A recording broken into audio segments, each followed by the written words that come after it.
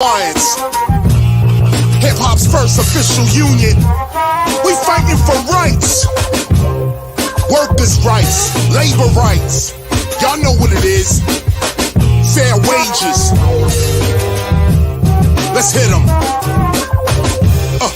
Who's really speaking for the artist? Everybody knows the music industry is heartless. Knowledge reigns supreme, not what an artist on a chart is. It's about fair wages and royalties. Let me start this, fuck this. It's about cultural self-reliance, corporate defiance. We got this down to a science. It's called the Hip Hop Alliance. We take it back to stop the violence. For 30 years I've been the culture's guidance. You can't deny this, I clean pupils when they open their eyelids. In a blink I teach kids to think, that's what I did and do. Reaching and pulling out the culture inside of you with the truth inside of you, no one can lie to you. It's time to unify him, her, you, and I. Do your part to save the art, don't be a stupid guy. Front, you can try, but it's your time you wasting. We starting an alliance against corporate exploitation.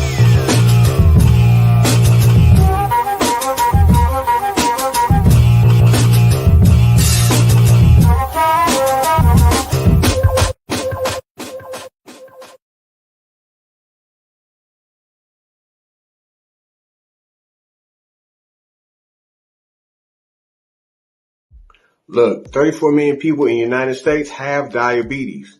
1 in 5 don't even know it. I have type 2 diabetes. I was lucky. Only lost some toes. Hip-hop legend Biz Markie lost his life to complications related to type 2 diabetes. Knowing your risk can save your life. Find out at checkyourrisk.org. Yeah, CD, I mean from the Outlaws, and I want you to check your risk. What's good? The great one, Jana Jane here. Make sure you check your risk. All right? Full circle. It's your girl, Miss Toy. Put your back into it and check your risk. Yo, this is Keith Robinson urging you to check your risk.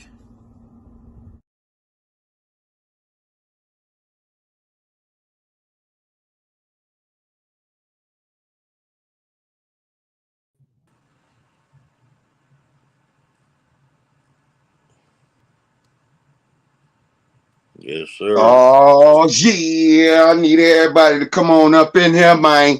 Y'all already know what it do. Man. Is your talent boo-boo or is it the shiznit? We want to know right here. Bring that talent. We want to hear, we want to feel it, and we want to see it, ladies and gentlemen. Oh, man, we got a heaven of a show lined up for you tonight, man. We got a legend in the building, ladies and gentlemen. Y'all don't even, y'all ready? Y'all don't even really want to know, do y'all? Are y'all ready? Stilo Beach will be here momentarily, ladies and gentlemen. Hey, we did something very good for God today, and that's and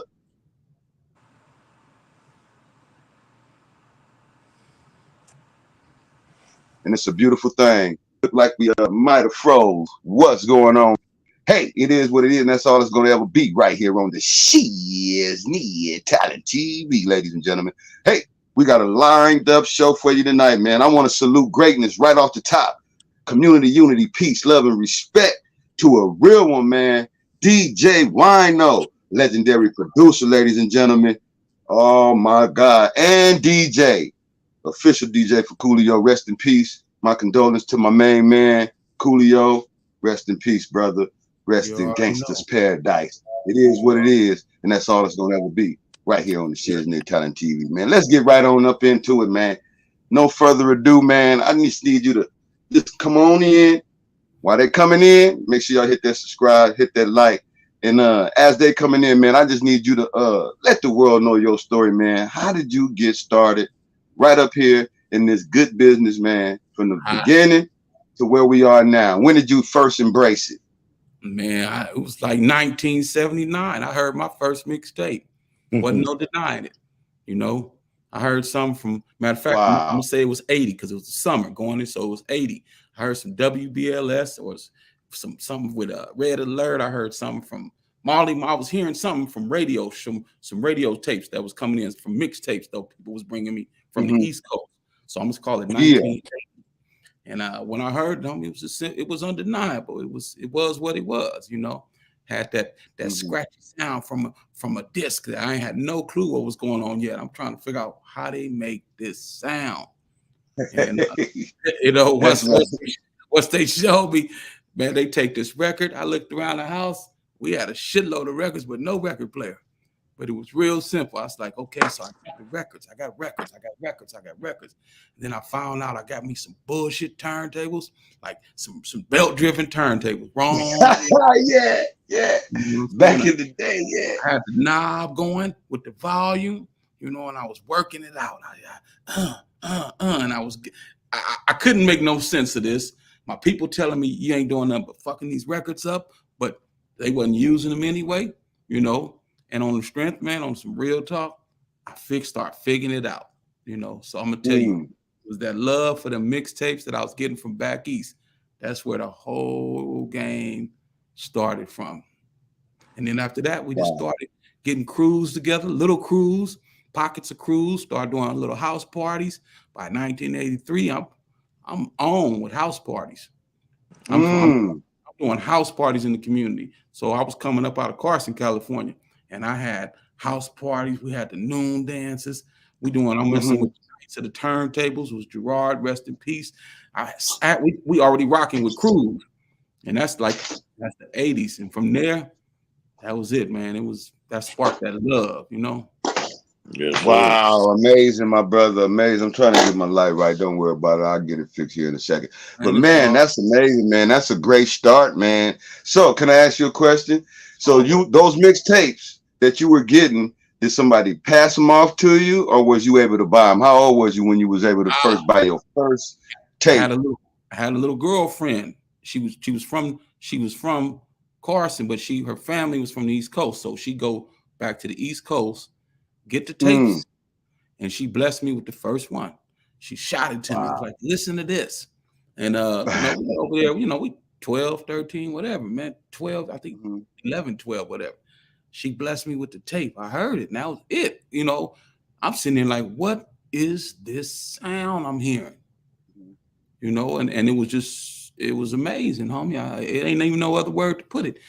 When you hear it for the first time, today they'd never understand hearing something like that for the first time, but for the first time, homie, and it was amazing. It was a sound that was not around. Yeah. DJs was the DJ. And so when you started DJing, was you in the battling, or was you just mainly to party, just to mix and blend records? It go hand in hand. You don't never know you about to walk into somebody telling you that they the one. You look up, you just really thinking, I'm trying to make me some money. I'm trying to do some parties. I'm trying to get paid. But then it's somebody telling you, yeah, why you trying to do that? I'm that one though. Like in anything we do, we as a community, as a culture, we competitive. And if somebody's over there getting that little bit of them coins, they figuring, well, man, I need some of that action too. So then they'll step on your turf. Yeah, we ain't having you gotta hold it down. That's where that battle come in, baby. We ain't having it. You know what I'm saying? Not in my backyard. That's right. So then that's right. And that's where the battles come in. So yeah, we had to be battle born and ready too. Absolutely. So have you ever, as a DJ, got involved with like any record pools or things of that nature? Everybody else did. I really couldn't afford the record pool because at the end you had to give them $70 a week, and I don't care if I made money. I was like, man, I need this 70. So I really couldn't afford to go to Impact Records. Was the main one that Foots and them had over in Crenshaw area. So I remember that. That was the first record pool that really would have you in the game. Was that Impact Records was Foots and them. So I couldn't afford that money though to give them every single month. But I would still try to shoot up there. I would still try to figure out what I could do, how to be involved. But I was just buying my records, man. I go mess with Cletus and them, VIP originals. Yeah, I know. Yeah. So I could go to the original, and then his brother and them still got the one in Long Beach. You know how that go. I mess with the VIP. So I go up there, try to get a discount on my little bit of my singles, and I'd make it happen, homie, because it was all about the wax. It was all about that vinyl. Yeah. And so with the records today, are you still pressing vinyl, or are you just doing with the CDs and streams and the same thing everybody else doing? I still get vinyl for certain things, like just to go straight into some. The Coolio new single I did with Too Short, I got vinyl pressed up. And I tried to get Anderson .Paak was the first DJ that said, I need vinyl. So everybody else, I was shooting them. I'm shooting them the DJ kits and all this. The kit, I'm giving them this kind of pack. Like, here is a digital pack. They accepting that. I got it. AP say, I need vinyl, and I said, I need vinyl. That's real. And I went and got him some vinyl. No, you're gonna get that vinyl. We're not gonna you don't give a person an excuse to tell you no. So I know that already. And I made sure I pressed vinyl for that single.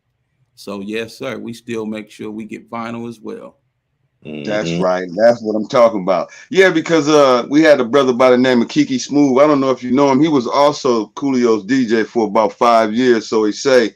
Okay. And I believe him because he came right up out the underworld. We had Coolio at the Underworld Records and Tapes, and I think that's when they connected and somehow end up was supposed to have been doing 2 shows, ended up doing 5 years worth of Get Down with Coolio, and he said he mimics that stage performance because it was electrifying, when Coolio got down on that stage, man. And I was saying, the reason why I said that is because he was saying how he had to get back because he was a DJ before he became a rapper, but he had to get back to the DJing side to be well-rounded or full, feel like he was at his best, you know what I'm saying, to get back and feel those vinyls, to feel it. I don't think he like scratching with the Serato stuff. I think he liked the actual vinyl. And that's amazing, man, that you want to still feel that vinyl as a DJ because that's the originality. That's the original way. It's accurate. That's the word I'm going to use for a DJ right now. It's accurate. Even I don't care how close you can get with anything else, because I ain't going to put none of them. All the systems is good. But when it comes to latency, words that I use right now strictly for people that DJ or production, latency is a delay. I don't care how small the delay is. And when it comes to scratching or anything or mixing, when you're using beats, you can't have a delay. It's imperative that delay is missing. So vinyl coming off a straight needle to record is no latency. So that means you come with smooth scratches, smooth transitions, and everything. It's real time. Everything else can give you just enough to make you sound like, nigga, maybe you might have had a drink. You just not there. You know what I'm saying? And that's not the case either. You doing your job, but it's latency involved in the technology.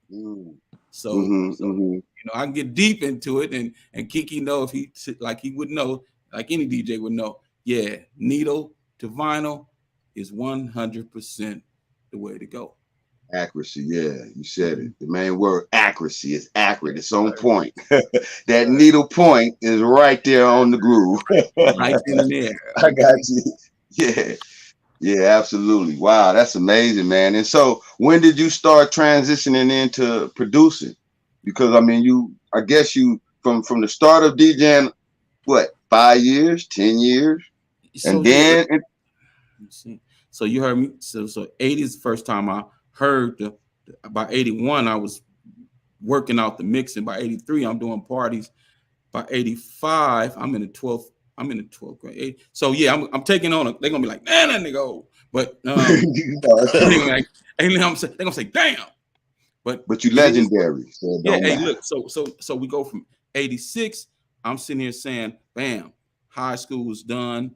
We go straight into we got to make more money. DJing is beautiful, loving it. It is like I said, it's everything. But now we're hearing that Dr. Dre and people like that who I've already seen and had the opportunity to stare at while he DJing, and I'm trying to get on that stage that he's on, is already making music. You see? So when he was making music, I said, oh, the DJ the natural transition, because the kids back east again showed us the transition for a DJ is to become a producer. And that was the transition. And that's when I can go back to Marley Marl or anybody else that was doing it. Them DJs going into production. So I said, okay, it was already understanding. Don't try to reinvent the wheel. Make sure you get involved in that cycle. So as the wheel spins, I'm sitting there going, production, that's next. So I'm gonna call it 80. By 88, I'm SP12. I'm already on sampling.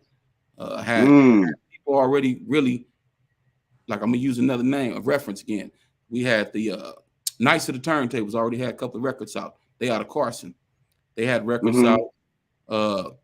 Sinbad was already messing with CPO. That's Darren Sapp. He was working with CPO. Rest in peace. And rest in peace, my condolences. Family, friends, and fans. I was already part of understanding what was going on with that. And that was right there in the 80s. So it was my turn on the production. And then Raz Kaz and a few other people, they out of Carson. So that's who I was playing with prior to meeting Coolio. Raz and then was coming to my house right around, I'm going to call it 90, so 89, 90. By 90, Raz is at the house all day, every day. I think he went to pen for jail or something for whatever, Raz. You know, we love you, homie. It's all good. We love you, yeah. Yes, that's right. We all had. He took a little quick visit, came home. We started working on music. You know, and that's prior to meeting Cool. So we was on it. By 90, we was on it. Didn't know how. I did Coming from a True Blue with Kiki Loke and them from out of 30s. So I had already started on having my first stuff out with Kiki Loke. And that was the True Blue stuff. That was some of the first production I did, along with Brown Pride out of some my Latino homies out of Wilmington. I was messing with them. So I was on it. I was on it early. Yeah. Yeah, wow, man, I've been trying to load up this video while we sitting here and it still won't do it. It's the one of you and Coolio. Can you talk about that with Fab Five Freddy? Back in the day, I was trying to do it. The file is a little too big, but it's all right. We can get it in next time. I'm out the one. But yeah, can you talk a little bit about that? Because that was dope, man. You was in the back with a big old afro, Yeah. You used to wear afro, huh? We was at Echo Studio. Okay. We already in there, Pac over there messing with Rated R, Macadocious and them. That's when Thug Life got created. So Pac, we always just said hanging out. It was Breed, rest in peace. Ain't No Future in Your Front. If y'all don't exactly know who Breed is, he was there.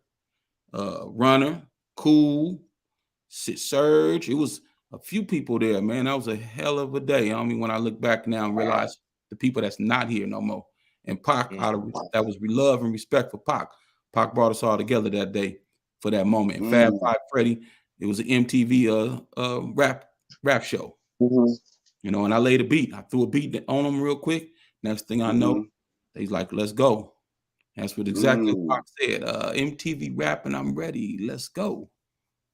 Wow. Absolutely, man. That's phenomenal, man. What was it like working with them brothers? That was the earlier days, though, I know. Yeah. Only thing was probably missing was the coins. You know, it wasn't too many coins involved at that moment. Me and Cool wasn't on yet.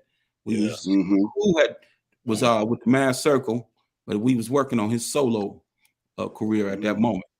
So we was really just going out, just touching everybody, seeing what the climate was like out in the music in the streets, the behind the scenes. So it was hell of a Pac. Working with Pac this is before Pac really had said, this is where I'm at with this. You know, Pac, he gave you his sound. He was introducing you to himself. But then y'all already know Thug Life. From there, and after Thug Life, you got that Pac that's internationally known. Yeah. So it was a pleasure working with Pac prior to that moment, right before he went all the way up. Yeah. Wow, that's amazing, man. That's amazing. I got the chance to sing one time at the House of Blues, and that was the day I met Coolio. Again for the second time after coming to the record store at the House of Blues, and we took a photo. I was gonna try to get that photo in here, man, but you know how the devil be trying to work. I had to rebuke him and just keep going, man. Get on the show, man, and get this thing going, because I know the world was waiting to hear your story, man. It's a blessed one. It's already going all the way up. It's another heaven of a show, man. This is awesome, dude. It's a plum pleasing pleasure having you on the show, man. I appreciate taking a little time out of your day to come hang out with the Shiz-Nit Talent TV. You know, it's all the way up, man. I got a video I'm going to play right now, and when we come back, we're going to talk about it. There it is. Hey.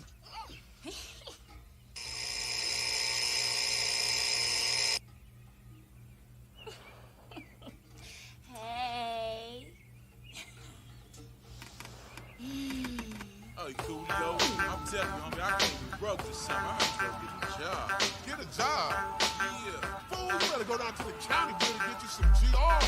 7 in the morning, standing in the line. 3 fools in the front of me, drinking up some wine. 2 in the back of him, looking kind of short. And 1 in the back of them, begging for a Newport. There's 4 or 5 suckers way in the back. Stoop down low in the crowd, smoking crack. They're looking at me funny, cause I got a record out. And a brother with a record out, supposed to have some clout. A fourth of the people in the line need help, but the other fourth of that half can help themselves. A fourth of the people haven't been fed, and all of the rest are messed up in the head. A bald head steak bar is about to make me laugh, and a brother who need a bath is asking for my autograph. Ain't nothing changed but the time. I gotta get mine, so I'm standing in the county line. This ain't funny, so don't you dare laugh. 'Cause it's all about money, ain't a damn thing funny. This ain't funny, so don't you dare laugh. You got to have a gun in this land of milk and honey. I walk through the front door, fill out my app. Here comes another sap, asking if I rap. I don't say a word, cause he know that I do. I'm down with the mad ass, you know who. I take a number and a seat, I'm sweating from the heat. Somebody got their shoes off, I smell their feet. My number is 80, it's still low 20. I look up at the clock and now it's 10:30. Free butter and cheese, oh please, can I get my food stamp so I can leave? I got money in a car, but they don't know it. Now they ask a gang of questions, cause I told them I was homeless. I'm living in a car, robbed back in the alley, but I used to shack up with a chick named Sally. Line after line, rough is the time. My life is in a bind, so I'm standing in the county line. This ain't funny, so don't you dare laugh. 'Cause it's all about money, ain't a damn thing funny. This ain't funny, so don't you dare laugh. You got to have a gun in this land of milk and honey. I'm sitting at a desk talking to my social worker. She thinks I'm a fool, but I know that I can work her. Dirty cluck here sitting behind the window. Oh, Wanda looking ass, running that drag talking about. You have a penitentiary record. I say I know that, Trump. She wants to know what kind of work do I do. I said I haven't worked since 1982. I can't find a job, though I looked and I looked. Took 1 hit of the crack and was hooked. She's sitting there wondering when I get to the point, and the whole time I'm wishing I could get to the front. Job search work fair project, that's next. And in a few weeks I get my check. Now I got to wait for them to call me to the window so I can get a voucher for the hotel and the bus show. It's 5:13 by the clock on the wall. Bump for some change so I can make a phone call. Life's getting harder than time to 29. That's why so many homies are standing in the county line. This ain't funny, so don't you dare laugh. 'Cause it's all about money, ain't a damn thing funny.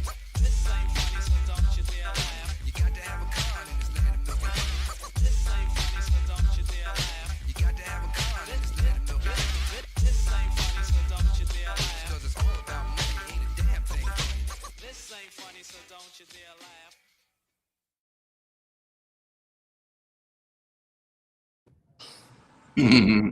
One of my favorites. Man, that county line. I mean, that's that county line. Man. Bam, bam, bam, bam. Stamp of greatness, my brother. Man, that was you with that afro, right? Yeah, definitely. Absolutely. That afro, that's my that afro. Wow. You was good at playing them characters as well, huh? Yeah, I'm like, that was the production, the scratcher, that was the everything. That was everything I'm rolling in one. That's Coolio's first single. Yeah. Yeah. Wow, amazing. Man. It's very wow. That's his first single after the transition of Mad Circle to solo, yes, sir. Right? First solo for his solo album. That was an LA hit. That was a and he killed it with that one because everybody was getting on that Gangsta Rich. Man, you know, again, it's all about that gang. I mean, you know, we all understand the system is motherfucking. We over here working the best we can to make sure we can get whatever we need out of everything. So, man, Cool was out there. We said, let's go ahead and talk about it because we enjoyed the barbecues, you know what I'm saying, off there and everything else in the perks that we got off the game, you know. Right. Yes, sir. Yes, sir. Wow, absolutely, man. I got a couple questions for you, man. So you're an artist as well. So you DJ, you produce, and now you rapping too, right? Yeah, that last one, we wound up. I got challenged, you know. I got challenged, you know. And it was me and Coolio was sitting there one day, and he said, "You want me to do we won't work on the album." It wasn't even what I want. He's like, you want to work on this album? He's like, you're gonna have to rap. And I'm sitting there like, yeah, whatever. It ain't that hard. That's what I'm thinking. It ain't that hard. You DJ, you know what I'm saying? Try that for size. But I told him, yeah, I rap. I do it. He like, you got to get on stage with me and rap. You know, I'm like, now you starting to get out my little comfort zone. I'm like, you want me to jump in the front too? He said, yeah, you're gonna have to come from behind me and get up here and give me that, either give me the back up and the front. He said, I need you to get out here with me. And I said, man, that's what it takes to get an album done, homie. And that's what it's gonna be. You know what I'm saying? After 30-something plus years, I'm not gonna sit up there and not show that I'm a student of the game. Right. You know, I'm a student of the game, 100%. So yes, sir. I had to rap, homie. You had to rap. Wow, that's amazing, man. That's a God-given gift to be able to do all what you do. You know what I mean? You talking about touching on them buttons, making beats, listening to it, and then put a song together behind. That's well-rounded, man. That's the bomb. That's the shiz-nit all the way, man. Going up, man. For real, for real. Yeah, man.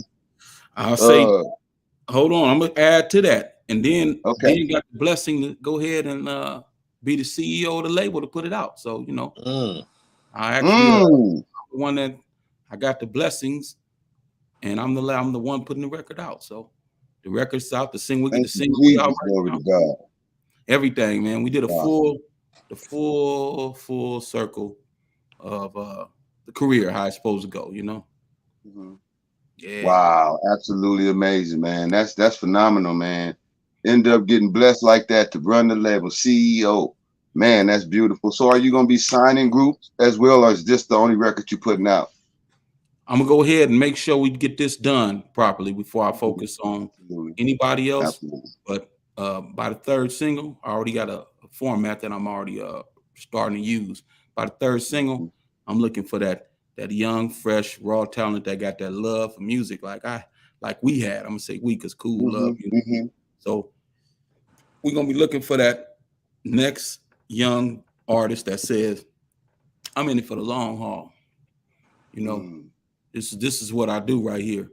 Yeah, we're going to look for that talent, man. We're looking for that talent, bro. That's right. That's right. Well, you at the right spot. The Shiz-Nit Talent TV, man. We trying to get all talent to grace this stage one time or another. For brothers such as yourself with labels who do production, who's DJs, can check this talent out, man. And if you see something you like, there's a possibility that, hey, we can make the connection happen. But man, that's a beautiful thing. I would love for you to, you know what I'm saying, do that, because there's gonna be a lot of talent coming through this stage right here. And I just need you to have your eyes on it. You know what I mean? Some good stuff gonna be coming, man, down the pipeline. You know what I mean? Yeah. So if it was a young brother out there that's watching you right now and saying, man, I want to be just like him, he sees something in you, what would you give him as advice coming into this business? Yeah. You know, it's kind of like, only thing I can really say for sure is, regardless of what anybody say, you got to stay true to what it is you're really up to. So as long as you stay at it, I believe it'll pay. Now, the next thing is, some things pay early, some things pay late. Some things is not for everybody too. So, but there's something for everybody involved in it. So you just got to understand where you're going to get in, fit in. You can't just make something up like, you know, talent is funny. Some people that's super talented out there, and some people don't have the same talent. Their gift lies somewhere else. So as a person, you got to be true to yourself, understand where does your talent lie at, you know, and what are you best at? If it's strictly being an artist, then so be it. But like I always did, I never rapped and none of that because I knew that that wasn't my talent. You know, my talent was in the back. And that's where my talent was. That's where my talent was. So it took a long time. You got to understand, hone your talent, get your talent together first. Right. Yeah. perfect your craft and do what it's supposed to do for you. That's what I was saying. Man, that's a great nugget that you left back for a young youth that might be, you know, trying to get into this business and want to know a way to go and have some knowledge attached to that, going down that narrow path of righteousness into the future, paying it forward, man. That was bomb. I like that. Yeah. And so you seen that video in the very, very, very beginning, right? that Hip Hop Alliance with KRS-One? Are you involved in that? Do you know about that? Nah, but I was enjoying that because I saw KRS-One, Big Daddy Kane, and me and him just chopped it up not too long ago. So I was enjoying seeing that because, you know, of course, I was putting the moments together real quick, and then the music, I was loving that. So I like that intro. Oh, that's right. That's right. Yeah, that's the Hip Hop Alliance, man. We proud members over here on the Shiznit Talent TV. That's the new Hip Hop Union, where they're gonna fight for all artists, you know, rights and stuff in this game. You know, whether it's workers' rights or your rights to your music, all that stuff. That's gonna be our union for all of this. Our ASTRA, our SAG, our, you know what I'm saying? I love it. I The love hip that. hop game. But what they doing, man, over there is they gotta stop the violence campaign, man. And they wanted a lot of producers, a lot of artists, a lot of, you know, everybody in the business to put something together in regards to stopping the violence. And so my question to you is, if you could leave a solution on the table to pay it forward going forward into the future, down that narrow path of righteousness, what would it be to stop violence in hip hop? All right. That's a hell of a question, because hip hop is kind of like almost secondary for what needs to happen first. There's other things that have to happen first, you know, which trickle over into the entertainment part. But of course, I got to be right with myself first before I can sit up there and make an impact on anything else. So most of us, we got to not, like, especially, let's just talk about violence. I'll stick to that talking point. We got to understand, man, what are you out here for? You know what I'm saying? Is that your path? Is you cut down people, bring, you know, shorten their lives, impact families, core over nothing, but make devastating, you know, things happen where your time is gone, somebody's life is lost, something you can't get back out of it. I mean, we got to get this better understanding with ourselves first. Oh, then it'll trickle into entertainment. It'll become part of life once you say, absolutely, I'm not about to get down like this. I'm not gonna do this. You know what I'm saying? And it's gonna have to be one at a time. It ain't gonna be a masses probably that wake up at the same time. It just don't work like that. But if every single person can be like, it ain't worth knocking this dude down for that, you know, then maybe right there, it ain't worth knocking him down for that, you know, then it'd probably change. Or he or she. Because it's he or she, you're right. You're absolutely correct. This ain't no boy thing, no man thing. This is just anybody can do that part on that violence part. If it ain't worth it, knock it off. Stop playing. Not trying to say what's worth it, because that's up to any. You got to make your own choices, but you got to be able to live with your choices. And then you got to understand, was that choice the right choice? Or was it out of emotion? Did you act out of emotion? You can't see choices. It got to be was that choice the right choice, period? You know, the younger you are, the less you really understand the impact. You know, I said, if half the people had to go to the funerals and deal with the bodies that they knocked down, they wouldn't be doing it. Or if they had to live with the family of that person that they knocked down, they wouldn't do it. But most people, you know, it gets done and you get to run away and never look back at it again. All you hear is I heard I got him. Oh, I did. Oh, you know, it's over with for you. It's a family over here, got to bury him. It's a family, got to deal with it. It's a lifetime of this and that. And then if you didn't get caught, it really get it's a whole nother thing. But if you got caught, now you're going, damn, should I have really done that? You know, how you stop the violence, man. Just knock it off. Take Take 2 more seconds to think about it. You know, 2 more seconds, and then just hopefully make the right choice, the real right choice. Yeah. And the best choice is to walk away from it and live to see the other day. You know what I'm saying? If you can't just squabble it out, then walk away from it and live to see another day, and put it in God's hands, man, and it'll work itself out, man. We need more peace, love, and unity anyway. That's why we preach that over here. Community unity, peace, love, and respect. If people will start picking up them words right there and using them and implementing them in their everyday life, that'll change. You know what I'm saying? And it's about the lyrical content too, I believe. You know, if we can get brothers to stop putting that stuff in their lyric, which they self-snitching, right? You know what I'm saying? I mean, I see that they sit back, watch the video, see everything that you're doing, where you hang, all that stuff. And then they just wait on you to make a slip up. And so you got to get smarter, young man. You got to get smarter. They watching you. You know what I'm saying? Yeah, we got to stop this and, you know, shut down this perpetuated cycle of ignorance and violence against each other, man. It's just time, man. For real. In a major way, man. So can you talk about any lessons you may have learned throughout your music career as a DJ, as a producer, and as a rapper? Make sure you understand what's going on if there's paperwork involved, like, and it should be involved, period. Ain't no paperwork involved, it's not official. It's not about, this ain't about a handshake. This ain't about nothing else. You know, if the paperwork ain't there, it ain't real. Right. And that's on any level of anything that is real. It's about the paperwork, you know. And you want to go ahead and I'm not going to change the talking point, but I go about the kid that say this dude is a rat. Are you sure? Or did his paperwork say that? You know, it's about paperwork, man. You want to always read your paperwork. Your paperwork is going to dictate how you're going to eat, how you're going to get paid, who's to pay you, who owes you money, if owed, what it takes to get that money because it was owed to you. And there's a trail of how it was supposed to happen. So that paperwork is important, man. That's the most important thing about the business, and that your paperwork is tight. And that comes from understanding and playing at the game from the highest level to the lowest level. It's about the paperwork.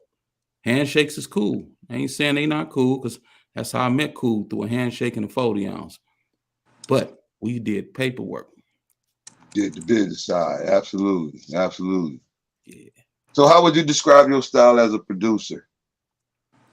WINO style. It's a WINO style. I don't really, I never tripped out. I like a lot of people's production, and I'm sure it can get in. I can take like a little this, a little that. Like I would say, because, you know, I appreciate Battle Cat's production. You know, when they always say that's cat, that snare, I'd be like, yeah, well, snare, Cat know where that snare come from. That's right. Yeah, I mean, we all understand people that we love that zap, that Roger, that snare.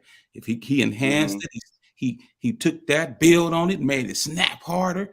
You know what I'm saying? But you take things and you use it, especially if you like it, and you make it better. You know, as long as you don't garbage up, make something that was beautiful, turn that into garbage. You know? Yeah, that's right. Yeah, but if you take something and you enhance it and make it better, that's how it works. So yeah, WINO style was a lot of different things that I probably heard over time and put it right here, and then brought it back out at some point in time. You know, even the original stuff, by the time it get up here, it can be just all mixed up, and then I bring it out to life. Then it's a WINO thing. It ain't even where what I thought I was gonna do. It's like, oh, that ain't what I was hearing, but that came out right. You know, came out right. Like I say, I know what you're saying. Yeah, it was a magical thing that took place. Cool's very first album, homie, they gave me out of 16 songs, I did 14 or 12 of them, something like that. So out of 16 songs, I did like all the production on it. That took a whole lot of figuring it out. You know, a whole lot of figuring it out. And that's exactly how WINO style came about, was like, figure it out. Like I said, I always had a lot of records in front of me. So if you really trying to be the best that you can be, you better study. And I studied every single record. I had 100,000 records in front of me. I listened to 100,000 songs and 100,000 sounds. That's how it worked. So how long does it take you to actually get a beat from start to finish complete? Depend on the vibe. You know, depend on the vibe. If it come together smooth, then I call that pre-production. Just what you start off with is probably not how it's gonna end a lot of times. But at least you get that knock you're looking for. You make that sound. You know, like, especially today, it's a little simpler. It's a little easier today. Less sound, less production involved. So now I had to learn again how to dumb music down. Wow, that's something new right there, dumbing it down to a level, because wow, that's amazing. Expound on that.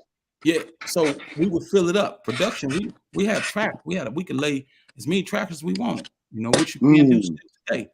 Then what happened is somewhere along the line, it wasn't about the music being full, thick, and orchestrated with a lot of arrangements. It got dumbed down. All you might have needed was a bass line, a kick, and a snare, and then one sound to change it up in the back. You had to dumb everything you learned down from my generation.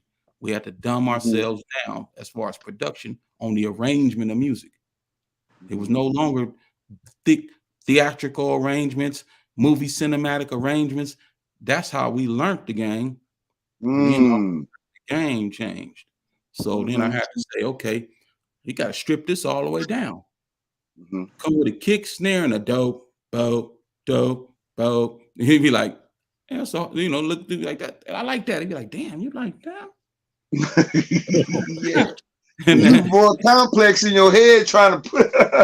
I know what you said. I'm over here hearing some like, I'm hearing shit, and I'm like, he ain't hearing that. The new dude ain't hearing that. And you like this. I respect that. Look, in my head, the violin man just poof disappeared. Piano man, boom, disappeared. That imagination just took right off. It's gone. Yeah. You look back, and all you got is one finger hitting the drums and somebody playing a 3-piece bass, dum dum dum dum dum dum, some simple bass line, brother. And you like, and it knock. And I realized why it knocked too. I understand why. You give it so much room to where that instrument now don't have no challenges and nothing can phase against it. It's just it's simple enough to knock, and the artist now can be an artist again and find his little pocket to rap in. Music was making everything. Now the artist again, he can sit up there and he's an instrument, which he always was. But we have it where the beat bangs so hard, he got so much, the artist, all he had to do is flow. A continuous flow. Now, not no more. That artist got to pick a pocket. He got to be able to go in and out, and pick his spot inside that easy arrangement. And which is important. That's why the style ride the track, so his delivery will be on point. Yeah, I know what you're talking about.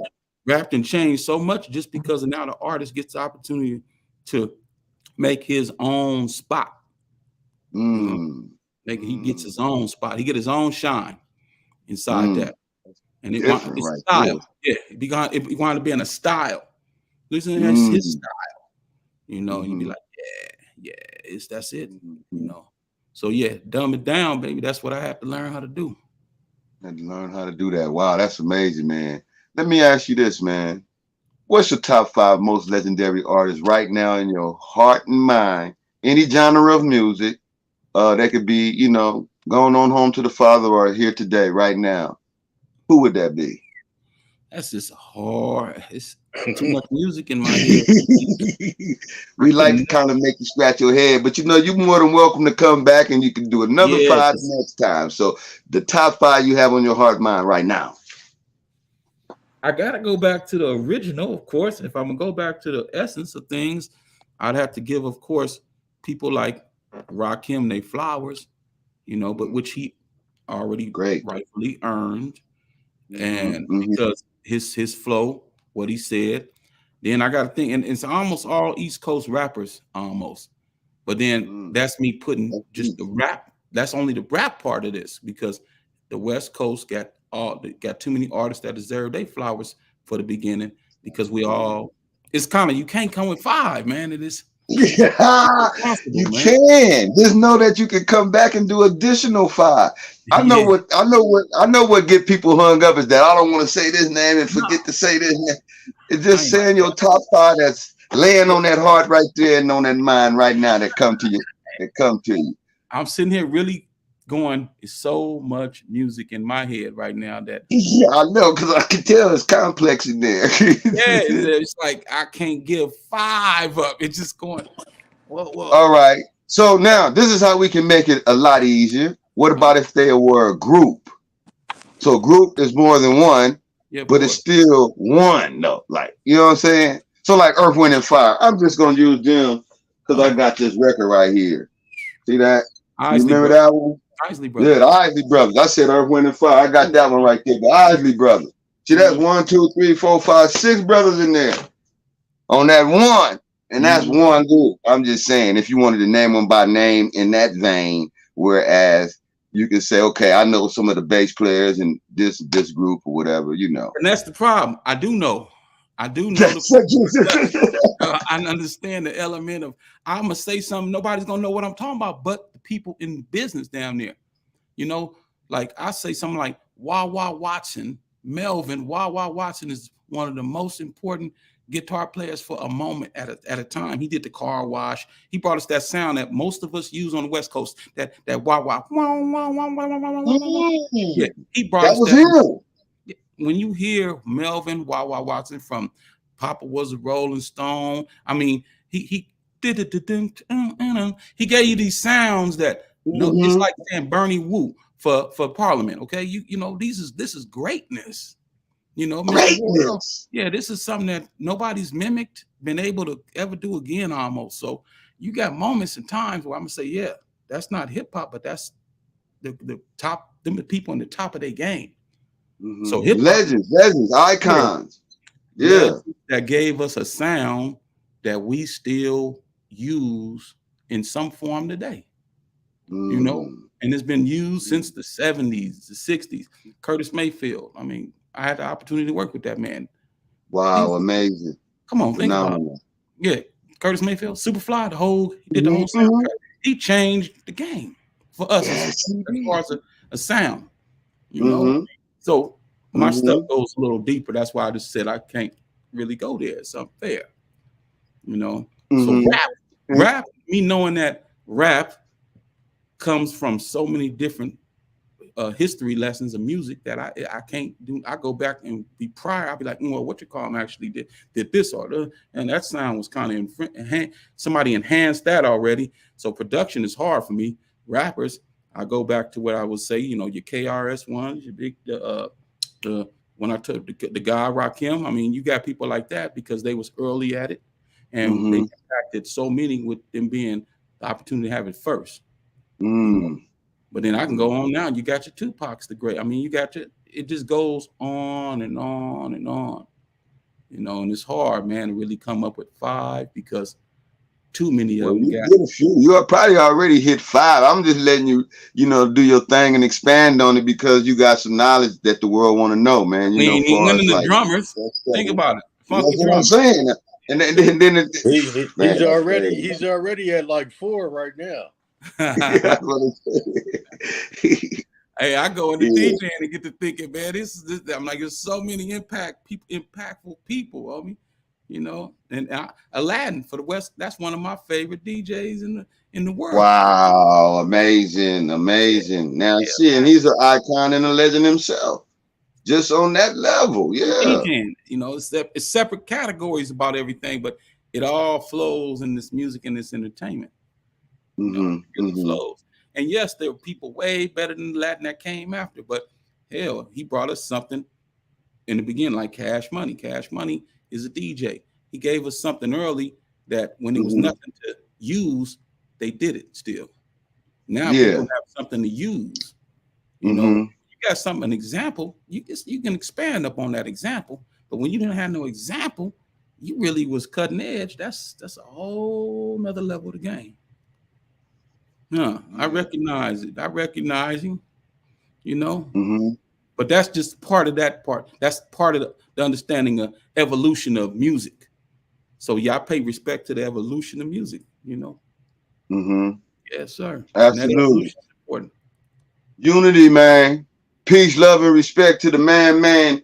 My main man, the Pop-In King is all the way back, ladies and gentlemen. We going all the way up tonight, man. We got JD from the Lynch Mob in the house, popping in on my main man, DJ WINO. We got Bailey in the house. Stilos Beat should be here momentarily, but if you don't come, we still here. We going up, ladies and gentlemen. What's up with you, JD? How you doing, brother? What's up, Blue? I gotta salute the big bro, though. DJ WINO from 190, man. I gotta salute the big bro, man. Much love and continued success, man. And I just wanted to pop up, ear hustle a little bit, talk a little shit, and learn a lot. Man, come on, JD, and we can do this Well, all man, he been dropping some nuggets, boy. I'm telling you, some real genuine nuggets, man, that they can take into the future, man, the right way. You know, down that strategic, narrow path of righteousness, man, paying it forward. So the youth coming behind us, I have it, man. They'll know it, and then they can say, look up to brothers like DJ WINO, look up to brothers like JD, and be like, man, you know what I'm saying? Thank you, brothers, for leaving this kind of information for us to take into the future. That's real. Giving us that game that we can rewind. Absolutely. That game that we can rewind. So now I got a question for you. I seen one of your little Instagram drops, JD, and I guess somebody asked you a question in reference to being on the road and doing some shows and stuff. I love what you said, man. That was so profound. If you could just share with the world that little bit right there. Well, somebody hit me in my inbox. A couple of people did when they saw the homie Chill, you know, performing in Arizona. And Gotti always on the road, bro. So Gotti worked 200 motherfucking days out the year anyway. You know what I mean? But somebody asked me, why you ain't on the road with them, homie? Why they ain't looking out for you? You fuck with them every day. You do features with them. You know, they ask these kind of questions, bro. And I thought that was some hater shit just to ask that question. To be honest with you, you know what I mean? But like I told him, everything ain't for everybody, bro. But my turn come, homie, my turn come. And if them really your niggas, if them really your partners, then you should be able to sit on the sideline and enjoy them enjoying themselves, homie, even if you ain't invited to that, bro.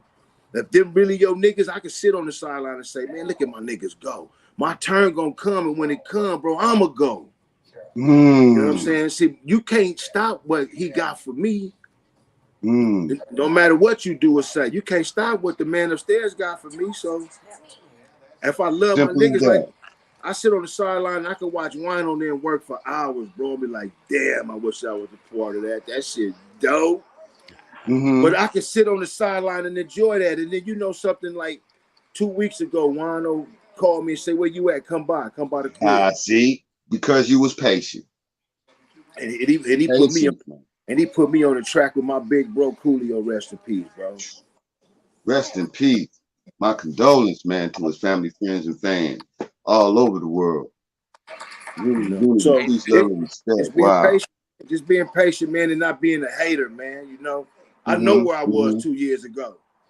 Know where I was 2 years ago, bro. So to be thrown in front of everybody, given the opportunity to work at WINO Studio, to work with Bayleaf, to work at Chill Studio, you know, to be at Gotti Compound out there in Summerlin somewhere. You know, you've been given all these opportunities to do music, and ain't nobody charge you nothing to work in their facility, bro. How I'm gonna be mad? How can I be mad at them for busting a few shows and busting a few plays, bro, before I can?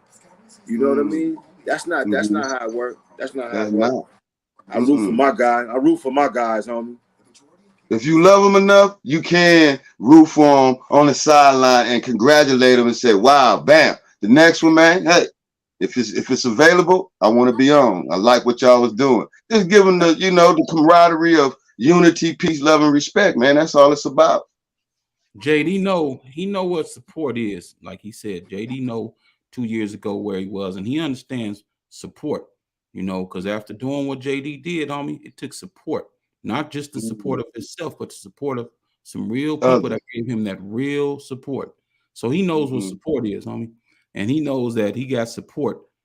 And otherwise, I'm not gonna be fun. Why would he sit around and fuck with anybody that wasn't gonna give him support? First of all, you know, exactly. That's right. Besides him supporting himself, he know who got his best interest and support involved too, you know, and he got that for me for sure.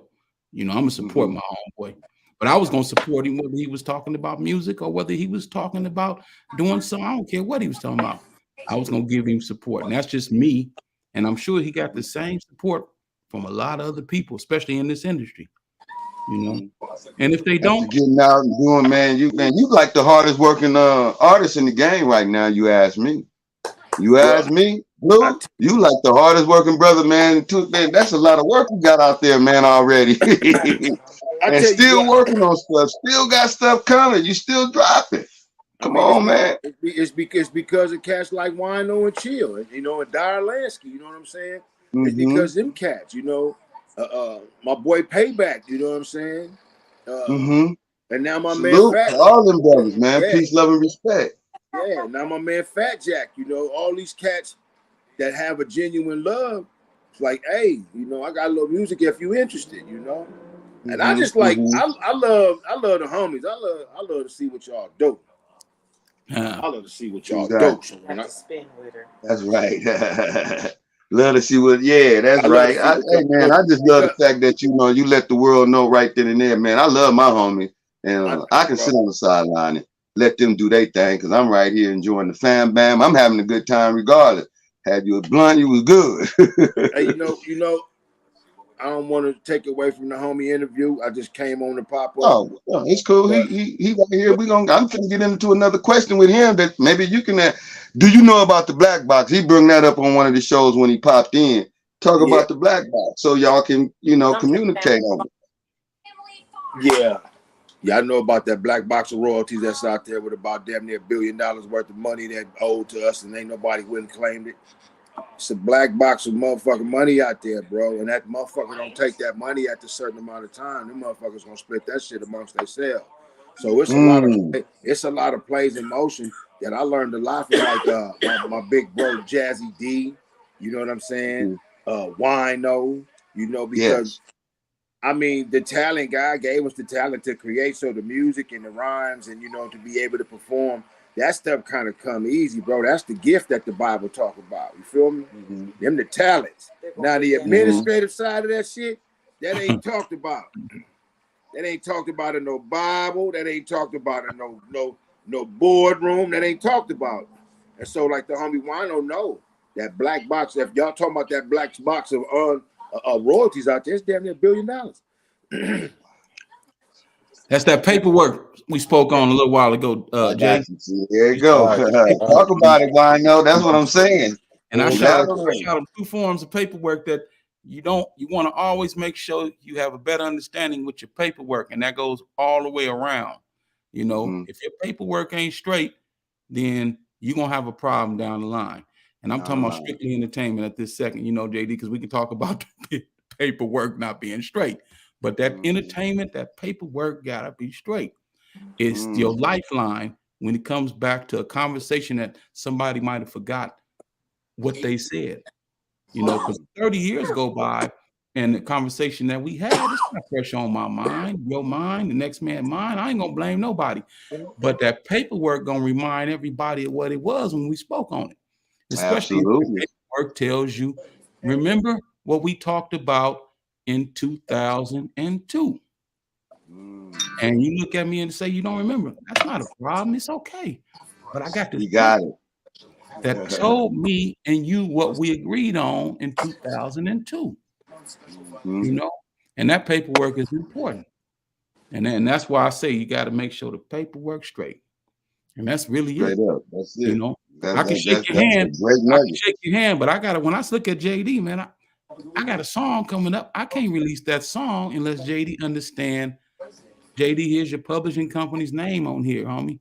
You got an X amount for the writers right here into your affiliate of who you are signed with, whether it be whoever. I don't want to put nobody else's that out, whichever affiliate. So you go there, and JD knows that me and Wino discussed this paperwork, and he and I agreed to this, and that's what it is. And it's like that. It's like that forever. That paperwork is written down and it's done. Then when I look at my homeboy and we talking shit, and we can sit there and laugh and go, that right there is a done deal, and it's written in the archives. And that's just how it's supposed to be. That's how it's supposed to be. Blue, I'm learning a lot from Bailey and Wino. Like, Wino's so motherfucking busy. And then the same go for Bailey too. Like, it's like the administrative side of this game, man, is so important to me at this point. That this project that we mixing and mastering right now, me and my man K Style, and some shit that I did with Payback today, just trying to get all the shit centralized in one location. After this, I'm not releasing nothing.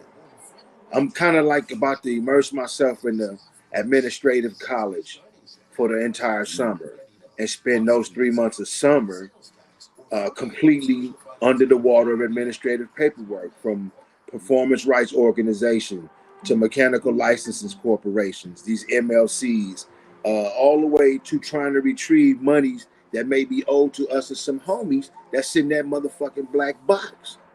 You know what I mean? And so it's nobody's fault at this age and time in the game to get a second chance to do this again, bro, and then have your paperwork raggedy twice. You know what I'm saying? Because one should have learned from the experiences and the dealings with cats in the past, you know, to not to go down that road again. Even though ain't nobody got no deal right now, I would still like to have all my shit in order. That's right. That's right. Because Absolutely. somebody may want to do something with you, and if you in control of it and own it and it's centralized in a location, then you can send them a chunk of work and say, hey, this is mine. I own this. I have the rights to this. And they say, damn, his stuff is put together. That whole folder of music is put together. It's his. It's copywritten. So they got to do business the right way because this dude will come after. Off the top. Just like WINO said, it's written and it's agreed to forever. Unless the agreement or the stipulation in the agreement says after a certain amount of time, we can go renegotiate. And so that's what I'm looking at. That's what I'm into, Blue. That's a good thing, man. I want you to continue to stay in that and just engulf yourself in that, man, so you can get it, man. And like you say, don't put out no more records until you got it all the way down. Once these ones that you got already surfacing come, Hey, man. WINO, was your paperwork in order when you first got in, or did you learn it later on down the line?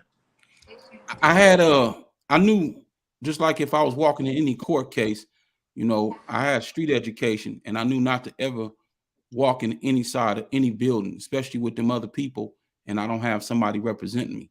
You know, I try not to ever walk inside of anybody's house without real representation. So I'm not gonna say it was all the way together, because I found out how people can conspire and cut deals in the back and on the golf course, you know, smoke a cigarette and come back out with a whole new language.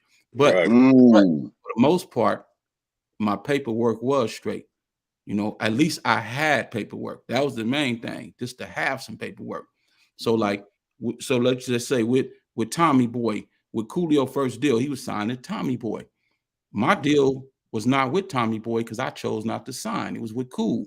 But me and Cool knew that we had to have paperwork to discuss, that would go into detail what was going to happen with these songs, you know. And it did, and we did. We said, WINO, when Cool was like, we're going to split it all down the center, homie.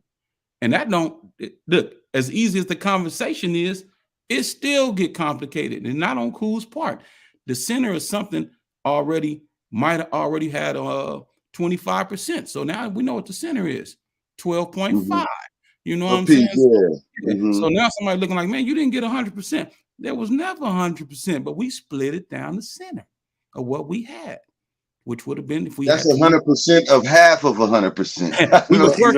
we was working off since we used samples. Here was the game. Samples, you don't own the sample, but you can still have some publishing. But whatever publishing you get, me and Cool's like, we're gonna split this publishing. And me and him came up with a way to show how loyal we was to each other. He said, you take some of my writers and I take some publishing on the other side. So we split in between each other's stuff, so we know that we was somewhat fair, because it was already, the game was already unfair, you know. And I'm talking about just the beginning of the game. You know?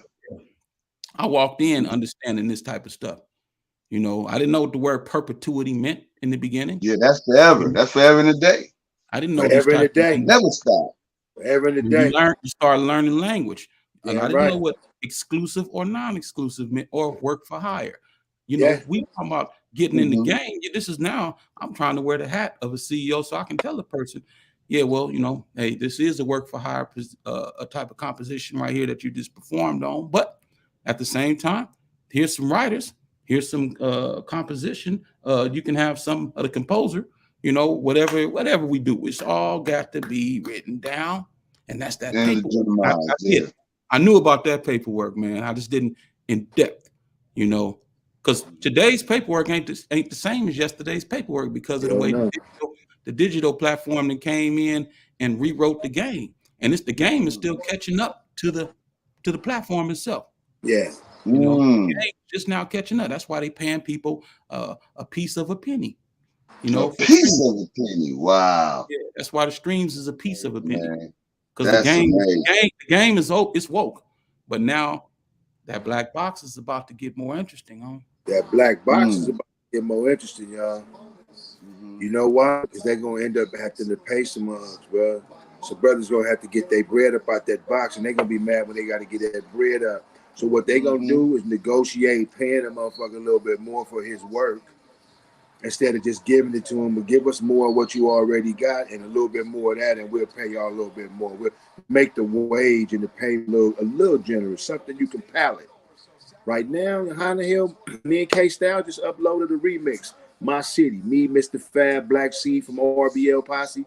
We just uploaded it to my my digital platform, the streaming platform, the DistroKid, TuneCore shit. We just uploaded and we split it 4 ways. That's 25%. That's all 4 of us on the screen. I said, man, them homies, man, they jumped up and did this shit, didn't charge me shit. Split everything down the middle, man. Everybody 25%.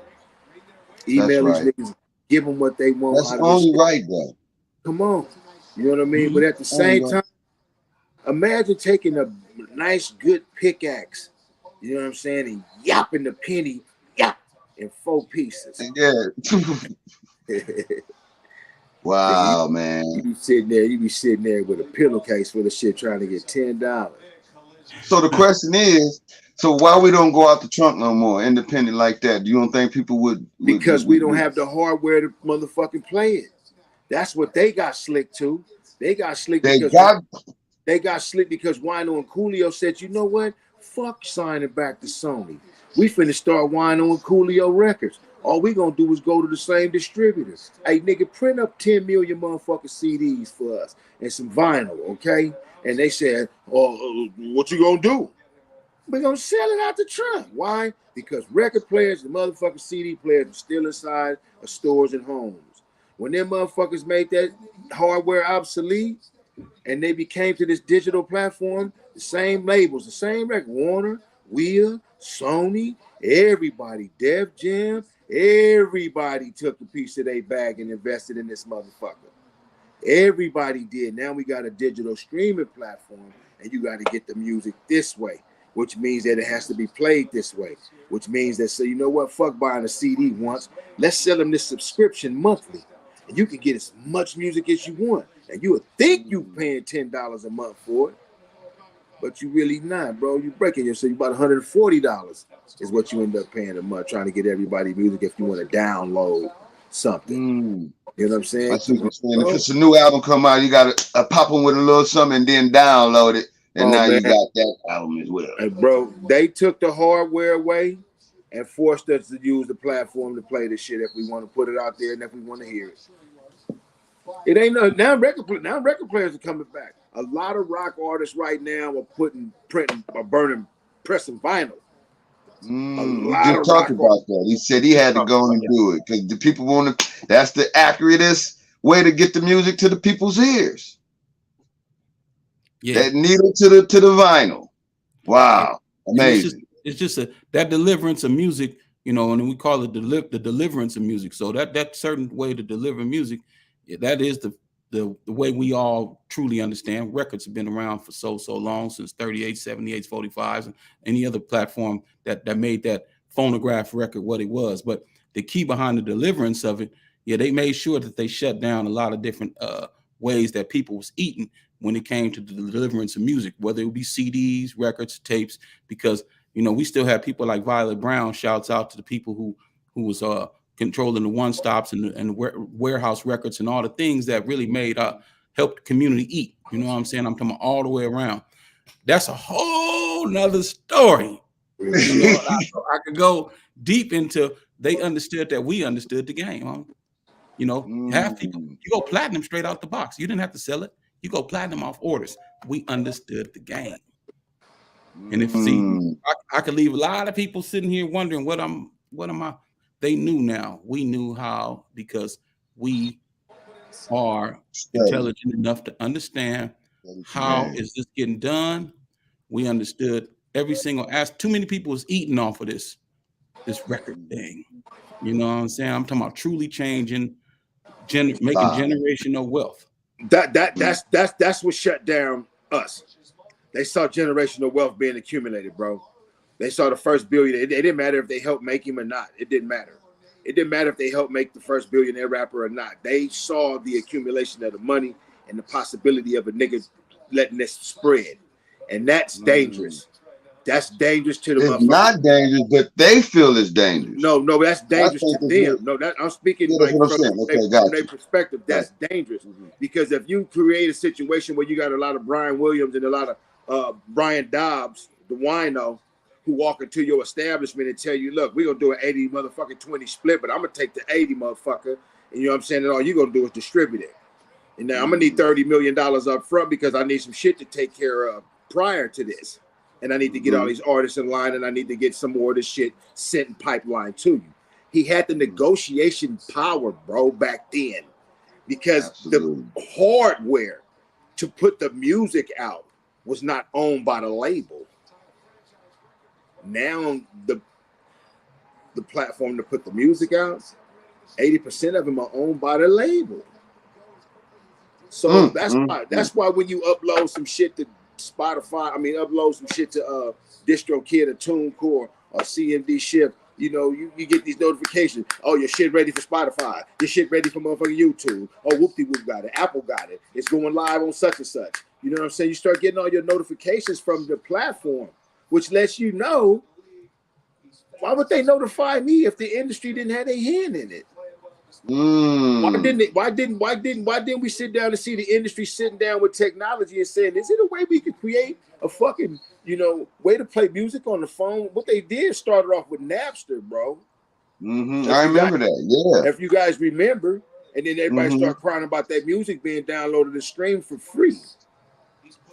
The ringtone, changed the game up when they knew that they could take that little bit of that ringtone, because that was actually a payment already. You know, the ringtone was a stream, if you really understand how this whole stream work.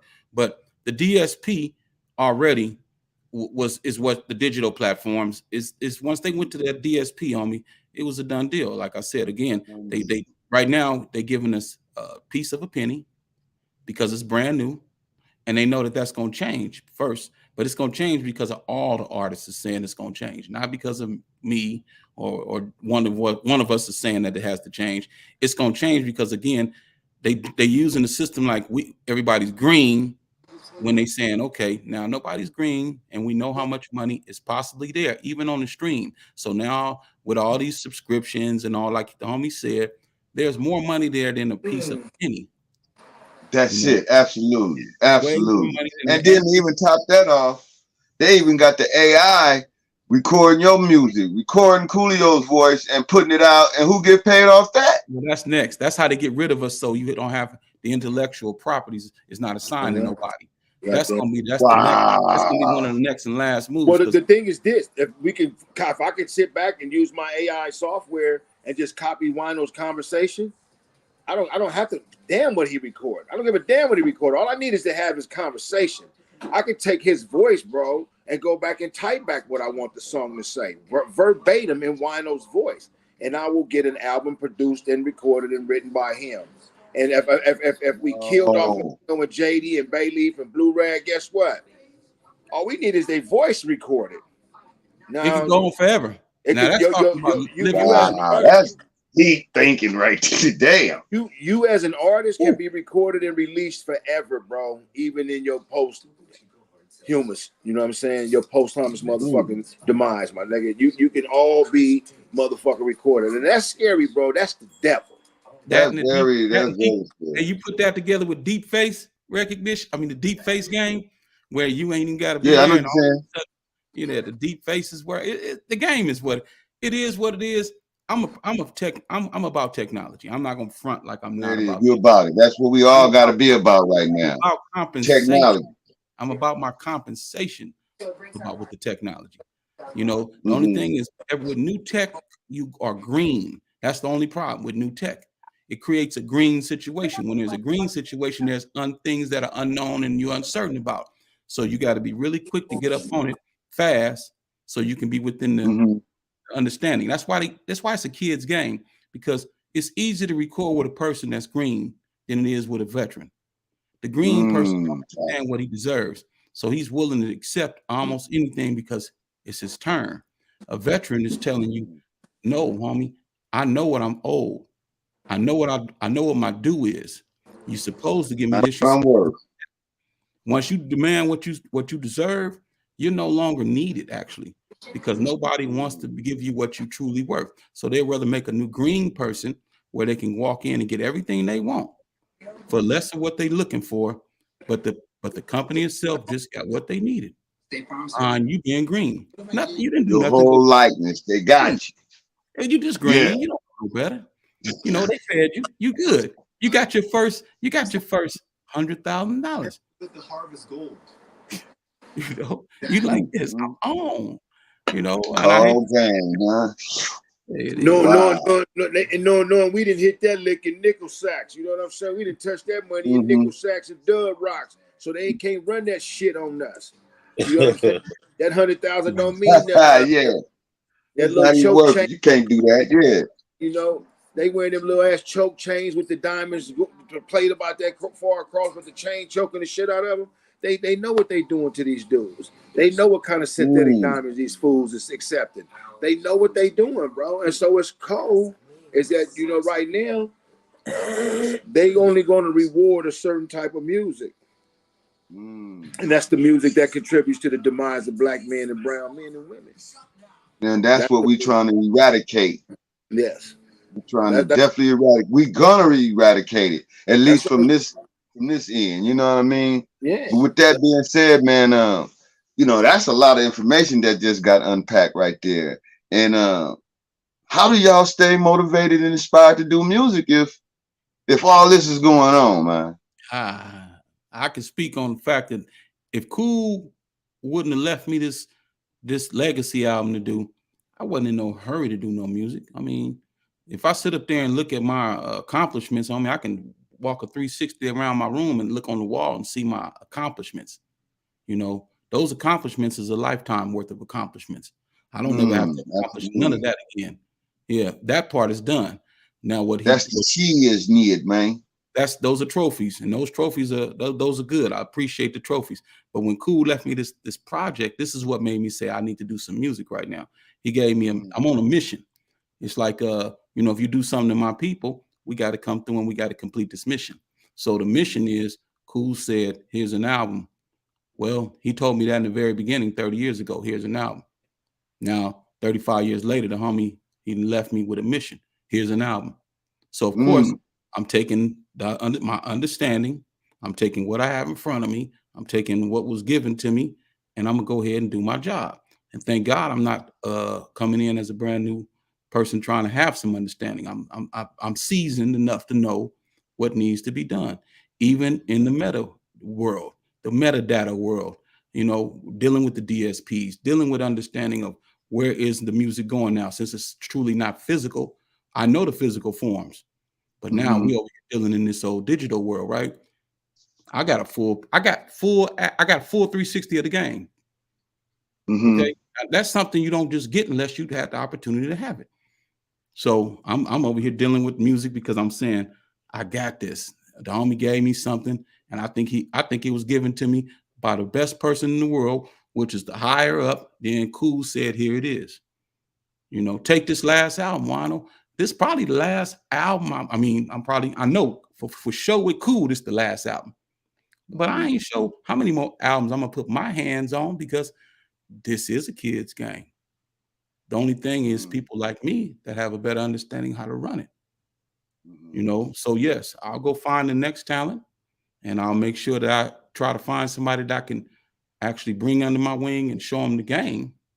You know, and then hopefully they appreciate it, and then we run some numbers, let them get what they want to get out the game, take the game, run off with it, whatever they do with the game, that's on them. You know, but show them the whole game. Pray is one of my kids first. because I got some talented Absolutely. kids. That's it. All the way up. That's I'm gonna it. say mine is talented. You know, I'm not Joe Jackson, but I don't. That's why I said I pray it's one of mine because I ain't making them do nothing. But I ain't saying Joe was. So I want to make sure though I give them the game, and then let them run off with the game because it's out here, man. I mean, it's just not the way I see it should be at this second. You know, anytime you give a person a portion of a penny, it just ain't worth it.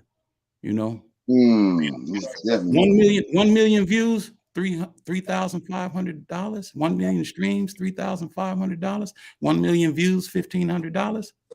You understand? You gotta do 100 million views. But the thing is this, big bro. This the thing. If that's what you get, what in the fuck are they getting? Absolutely. If that's what you get, that's what we get. What are they getting? You talked about metaverse, like me and Q was talking about the other day. This Web3 shit. This shit is so cold. And he spoke about how the homie had $17 million in the digital wallet before they took off to Australia and stuff. And I was like, 17 million in the digital wallet. What is that like? I said, how you leave money in the streets? And he was telling me how, man, I just want mine out the wallet. Convert mine into dollars and let me see it. Then I could take the check into the bank like my daddy did. You feel me? Because that's what's real to me. This other crap, bro, they getting rich off of us and found a way to continue on making money off of us once we are awakened on how to stop them from getting rich off us. That's that AI stuff. That's the AI technology. They put an album out on they got a Biggie and Pac album out right now. Wow. AI Biggie and Pac album. They got a Jay-Z album that's AI right now. Right now. So I'm just saying, that's bro. Not right, man. Damn. Come on, that's some crazy shit. Come on. Wow, man. Absolutely crazy. And then they got this thing called is it Chat GPT or some crazy shit? Yeah. I'll write it up for you real quick. You just tell it what to do, and that thing gonna do it. And AI gonna make that, man. It's gonna make suggestions. I was in a Zoom meeting the other day, and the dude said, "Look, just use Chat GPT or whatever, and we'll say everything we needed to say." Yeah. That's crazy. Hey, man, with that being said, man, we're gonna play this video right here. When we come back, we're gonna talk about it. Tag you it.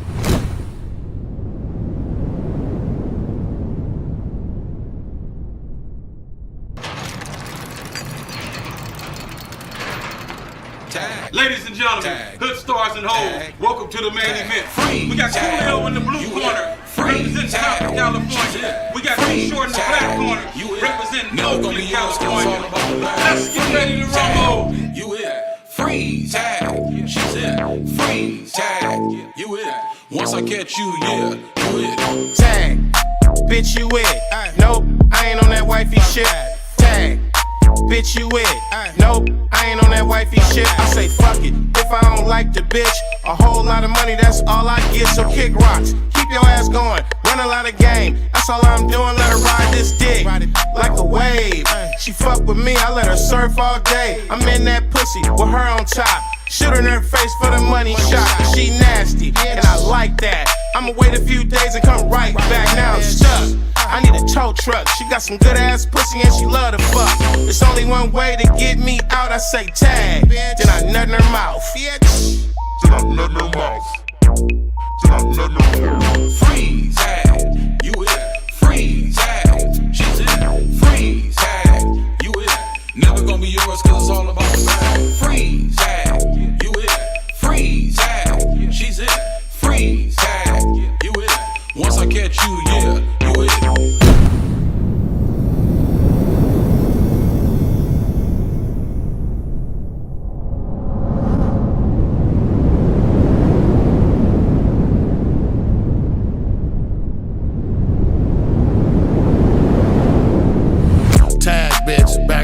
bitch. You never get it back cause you a smash bitch. Ragged, feet all fucked up. Homie hopper, the neighborhood dump truck. Section 8, EBT. TANF, not for me, might be for you though. Use a dulo, still living with your mama, no plan to move though. Common hoe, average hoe, Obama hoe, she full of drama, bro. Find you a real one, funky feel one you can trust, not I had to kill one. When you get up off her fat ass, here's a deal, son. She'll never get rich, bitch, middle school dropout. Put her mouth on it as soon as it pop out. White, black, Mexican, Asian, Arab, Indian. Don't matter where she from, she dumb and full of cum. Don't cook or clean, just a pretty ass bum. Ain't about shit, food, a homie here too. One for the red team, two for the blue. Fuck them blunt, smoking pill, popping do say breath, fast, slide, foot, bass, mouth bitches. The mountain go high, but the rabbit hole deeper. Freeze, hey, you it. Freeze, hey, she's it. Freeze, hey, you it. Never gonna be yours cause it's all about the bag. Freeze, hey, you it. Freeze, hey, she's it. Freeze, hey, you it. Once I catch you, yeah, you it. I'm gonna set up the tour schedule, and we need to come up with a video concept, WINO. WINO. Oh shit, she the one. When you slide through the flat, you better have you one. Cause it's 4 across the street, 5 in the backyard. All looking tough, they hungry as fuck. Little sister Brayden, cuz looking crazy. When you come through, all eyes on you. She popped her head out, she said give me 10. I said I'll give you 2, cause you know what it do. Now everything inside of me is telling me to push. Now if I stand around, then I might just wish that I listen to myself once again. Cause fucking with her ass, you can wind up in the pen. Cause the pussy that good, she can make it pop. She can make it swing, she can make it drop. Now to get it that good, it take a whole lot of practice. To stop, drop, and roll, that's a whole lot of action. They say it's all good when it's coming from the hood. You better get it how you get it, better get it while it's good. Now I ain't mad at her, I'm just over here thinking, who else in the yard been over here beating? I better snap back, her 2 minutes up. Oh, here she come now, but look who pulling up. It's my nigga Snoopy Blue. 9-7, what he do? He say, damn, WINO, cause you know this bitch too. Freeze, hey, you it. Freeze, hey, she's it. Freeze, hey, you it. Never gonna be yours cause it's all about the bag. Freeze, hey, you it. Freeze, hey, she's it. Freeze, hey, you it. Once I catch you, yeah, you it.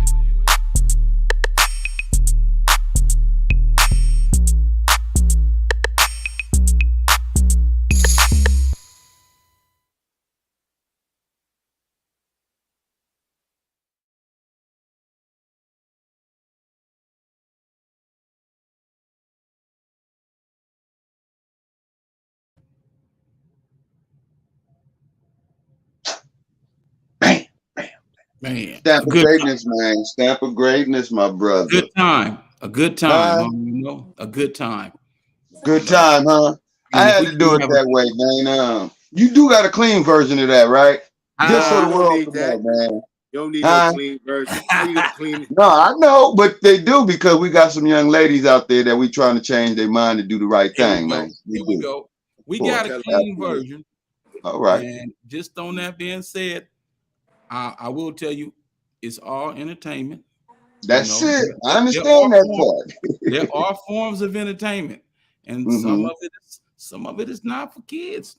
You know what I'm saying? We over here have some grown-up entertainment as well.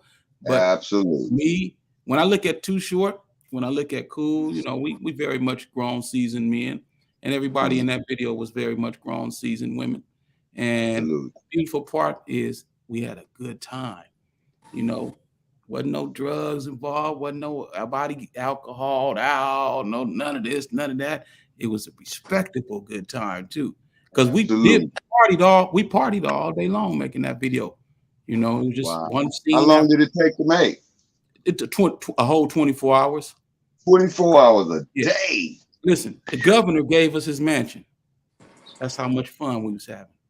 Wow, absolutely phenomenal. Man, he said, take our mansion and shoot the, you know, whatever you want to do here. So I'm looking at the governor had a strip pole in his. I don't even want to ask for it. Hey, you ain't no need. Hey, he had the pole in his house already. He had everything set up, man. I looked up and like, the pole didn't just get there. I said, this pole is active. This is an active pole. You understand? And he also had a library upstairs. You know, I'm just saying. The man had a cave of fun, you know, and we all enjoyed it, man. And it was just a blessing to have Too Short and Coolio come together for a song. You know what I'm saying? That's legendary. You're right. Real pioneer in the game, show dog. You know what I'm saying? Can't nothing be. And he came with that style or that show, that Oakland Eastie, you know. Absolutely. And just hit you Legends, with it. Man. That's Man. good. I love that. I love that. That's what I'm saying. It's art too. It's art. It's also art. You know what I mean? Well, you know what? You know, Too Short is a staple in the community, bro. Shout out to Too Short. You know what I mean? That's a fixture in the community. And if you tried to make him anything other than what he really is, bro, you wouldn't love him. You know what I'm saying? You wouldn't love him. You know, Short talks some shit on that record. Yeah. He talked some shit. Yeah, he did what he's supposed to do. That's that type of record. Shit, that's a heat rock. I know. Hey, that we call it underground, which is above ground nowadays, and that's where a lot of things have, you know, changed. Which I'm happy that not everything got to be underground no more. But the underground is what made the validation for things, especially when it came for grown-up movement. You know, kid couldn't go into nothing underground. Right. Kid had to wait to become. He needed something, and she needed something to look forward to. That's why you couldn't wait to get 21 at some point in time. Right. Now what's underground is so easily accessible because it's no longer underground.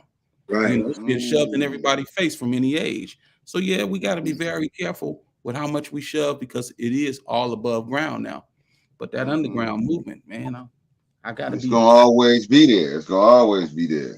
It's gonna always thrive too because people just want that type of get down. You know what I mean? That music is just as great as anything else. You know, we all out here doing the thing to, you know, become great and legends in this business. Hey, we all make all types of music. When I first came in, I was busting heads too. What I'm saying, but it was all for a reason to come together. That was like some of the first battle rapping together on record. Bloods and Crips coming together on record. Oh, you know, I'm together in the studio. You know what I'm saying? Shout out to Mike Conception. Yeah, you know that. Yeah, for sure. Shout out to him. Peace, love, and respect, man. Absolutely. Absolutely.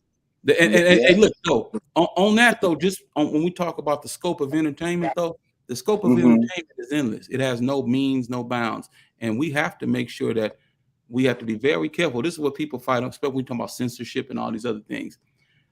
As we get older and as we change values and we have a better understanding, that is a big part in understanding how to balance this word of censorship and the right to do things and this other thing. Because if we ever gave someone action at censoring us, we've lost our voice, period. You know, because there will be no voice because they'll censor us. If you take if you give them one step of censorship, they're gonna take a mile. I got you. it all goes away. You know what I'm saying? I mean, you gotta be very careful. A perfect example is this. There are none, not one artist signed to a major deal by anybody that's conscious. Not one. Oh, you mean conscious rap? Like, yeah, some of that that's real game. Yeah, that's conscious. That's like a Dead Prez. That's like a Paris. That's like a Lynch Mob or Poor Righteous Teachers. Nah, you know what I'm saying? There's nobody signed. You know what I'm saying? I'm watching dudes get certain cats 2 million, 3 million, 4 million, such and such. Just such and such. That kid Chance the Rapper, where's he at? Because he was Chance is one in a million, bro. And to be honest, he's one of a million. It's just they won't nobody sign him. All these other dudes, I'm watching dudes give dudes 1.8, 2.5, $4.1 million. And I listen to some of these dudes that they signing. All they doing is talking about killing another little young 20-something. All they doing is talking about blowing, shooting, jumping out on the op, and you know we caught them lacking and we shot. That's what we done. You know what I'm saying? So that shit is you helping, you perpetuating the bullshit. You ain't went to no sisters, no college kids. There's some dope motherfuckers in college, bro. There's some dope motherfuckers in these universities that spit these bars. You right. These black HBCUs, bro, they dope as a mug, man, and they got bars. They got real bars, and they forced to talk about murder and killing, and only just to be heard. That's bad. That's wrong. They want to rap about other shit, but they've been told they ain't getting no deal until they talk about killing their own. And so what they do, they get a motherfucker to deal that's talking about killing, and he got diamonds, and he got a crew, and he said, I get 100 bands, and he got money up to his head. I get 100 bands, and my crew go blow your head off. Shut up. Man, bro, it's all a part of a setup. I want to hear hip-hop again. This shit that we listen to.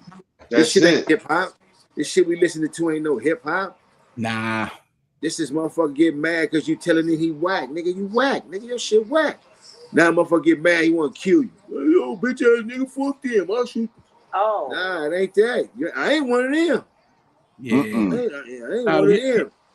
Hip hop, that depends on which part we talking about and what era and all that. Yeah, that's gone for at this moment. It is. Somebody, but remember all the quotes that 360 degrees. You know, if you truly conscious, everything comes back around. It rotates on a cycle. You know, and I'm not gonna sit here and try to act like I know what cycle we in at this second. You know, of this 360 degrees. But I can tell you, we damn sure over 180. You know, we're well over 180. So as it comes around, we coming back to a full circle. You know, thank you for saying that. Thank you for saying that. I needed to hear that because it makes sense. It makes sense, WINO. It does. Because I was sitting over here feeling like it ain't no need to do it no more. You know, one part of me is like, what the fuck are they used to doing this shit, bro? I mean, they don't want to hear the truth. You know, she want to hear how wet her other girl ass is, so hers can get wet.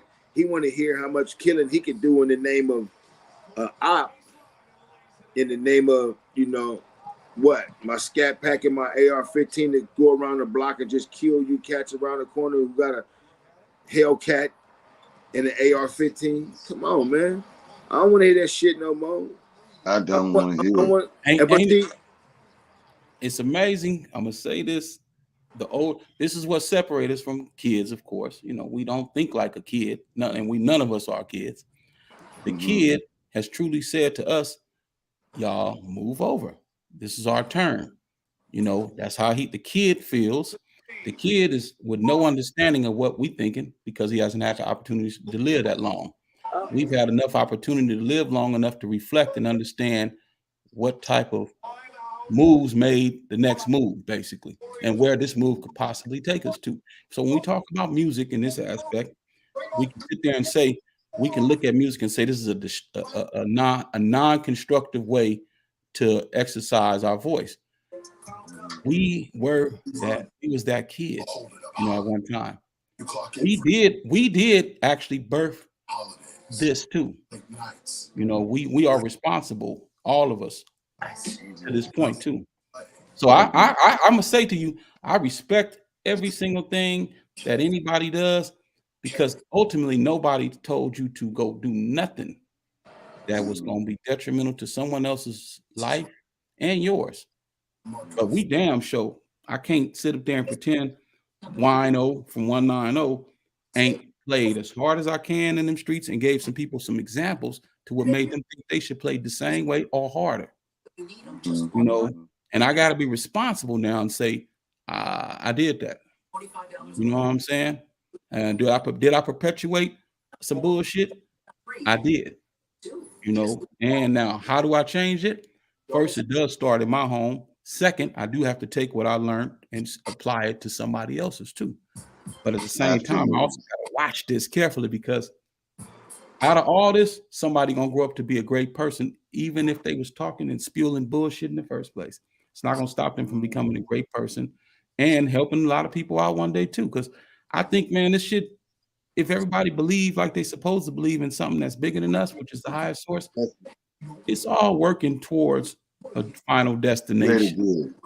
Yeah.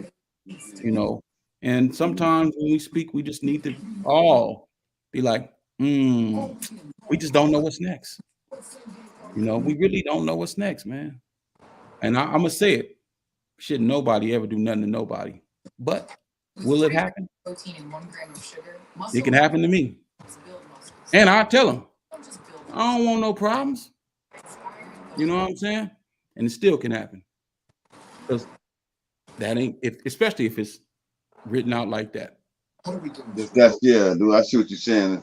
I know what you're talking about. If it's in God's will at that particular time, then that's what it is. But if it's not, then it ain't gonna happen. Period.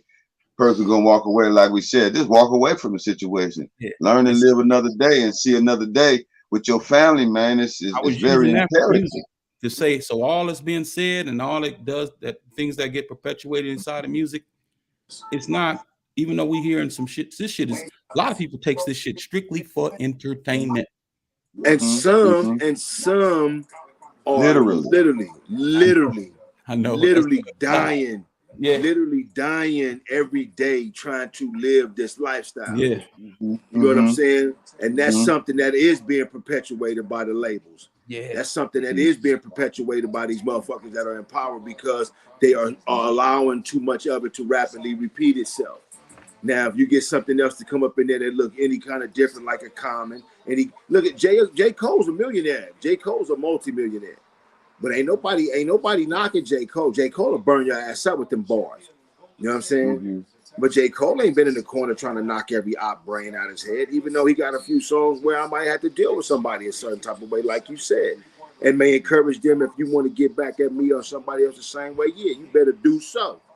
But bro, you can see from the East Coast to the West Coast, Midwest, down South, how they are perpetuating, murdering each other in the name of diamonds, dope, codeine, Percocets, Xanax.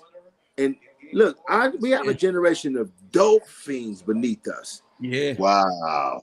Yeah. You know, and this is something that everybody is constantly glossing over and not wanting to pay attention to. We have a generation of dope fiends. They say, well, y'all came up with crack. Well, y'all use every drug. And yeah, we did come up with crack, and crack did fuck up a generation and a community, and we readily admit that. So what we're trying to do now is stop y'all from that, and y'all are all gas, meth, codeine, narcotics, you know, pills, and they will kill us, bro. When they get that loaded and look at us and see their father face looking back at them, they get angry. They get angry. I want the dialogue. So the dialogue creates a different atmosphere, which creates different music. It's room. It's so much room in there for all the.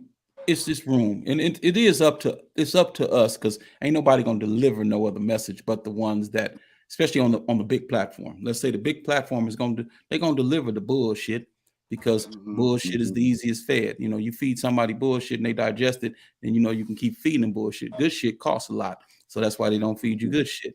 You know, and for some strange reason, good shit is not taken and ingested like bullshit is. And bullshit is ingested at a high rate of speed.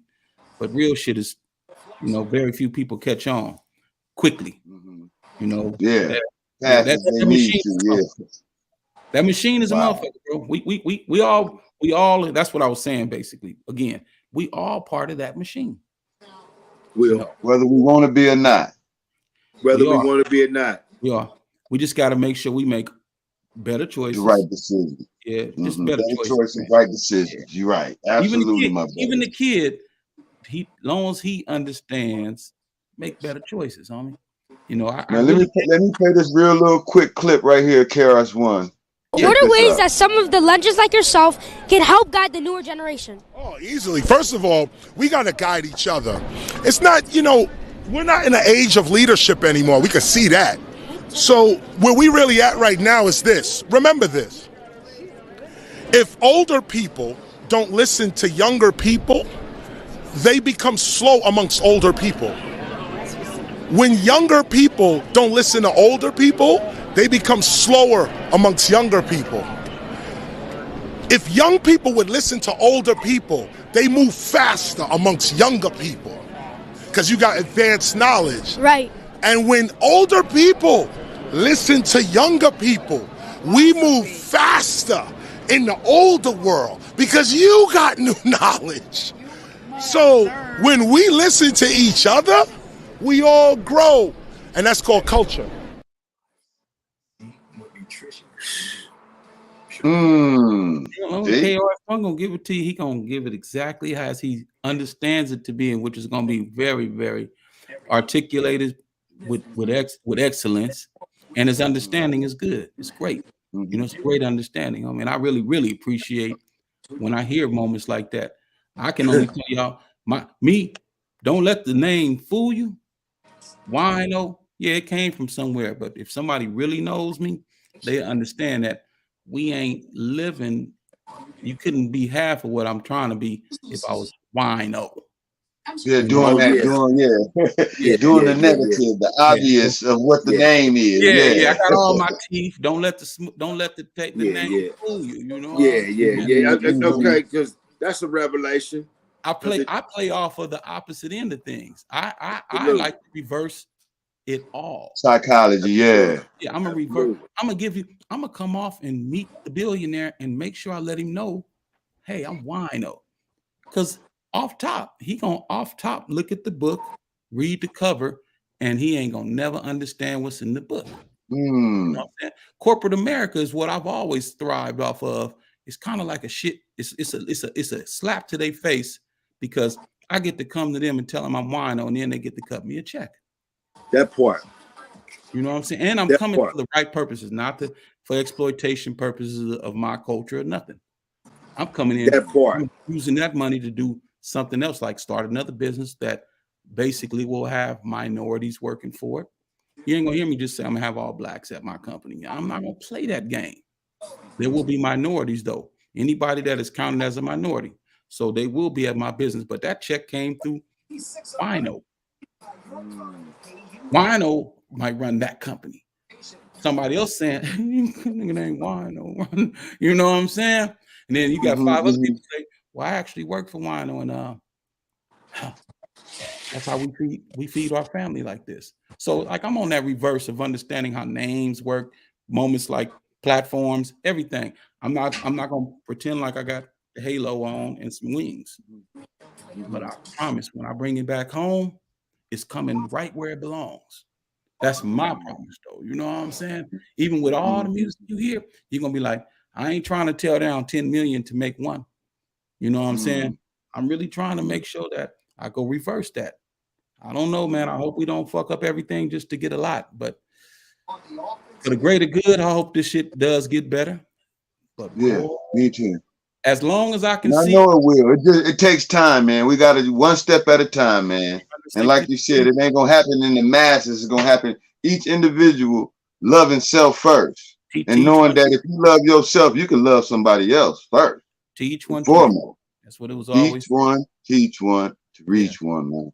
Yeah, in a real way, man. That's absolutely correct, man. Wow, you hit me with that one. Hey, JD, he can attest to this. We've been around some great people that's made music, and the conscientious people never got the platform they deserved.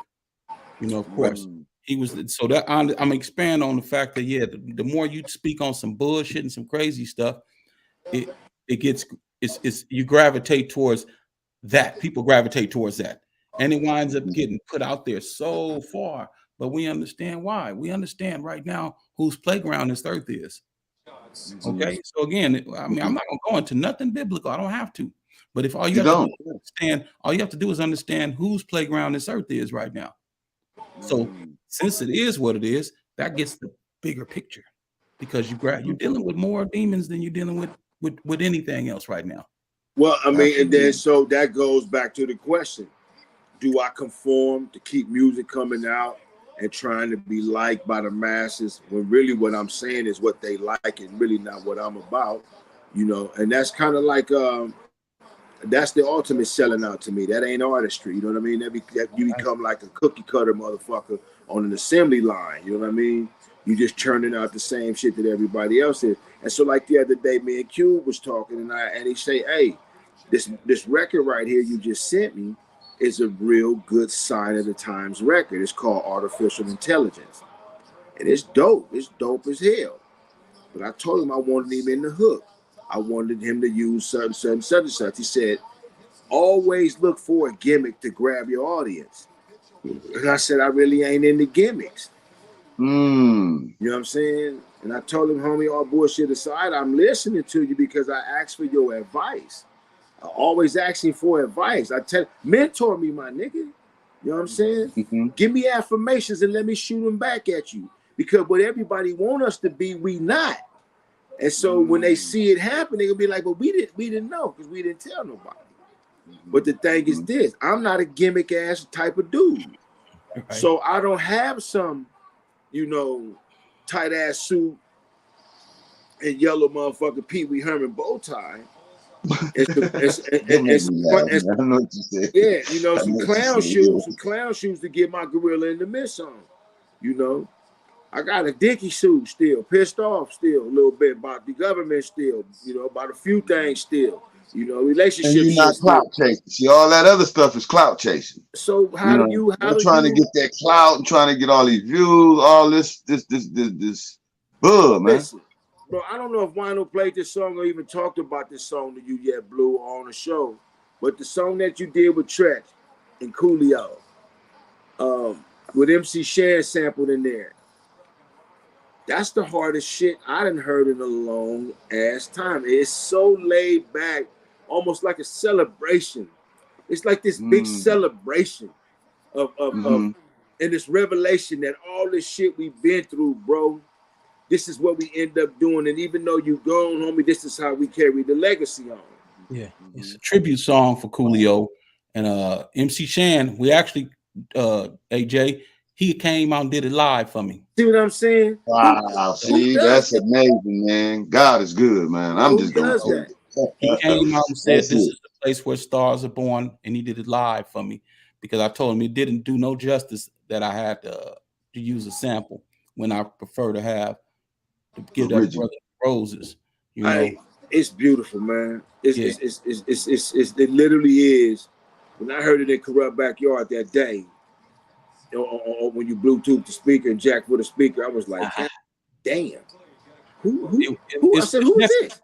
Yeah. Who is this? And I heard DJ WINO from 190. And I said, oh, he done broke down Scotty D. He didn't went all the way back to the whole crew, how the crew was born. He didn't went back to the syndicate. He didn't went back to, he didn't went all the way back.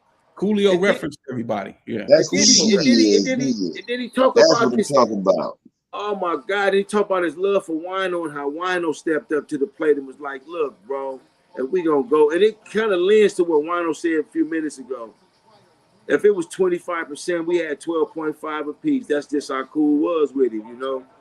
And you can hear the tribute and the love, and you can see that shit in Tretch eyes, man. Oh my God, he missed Big Bro, you know?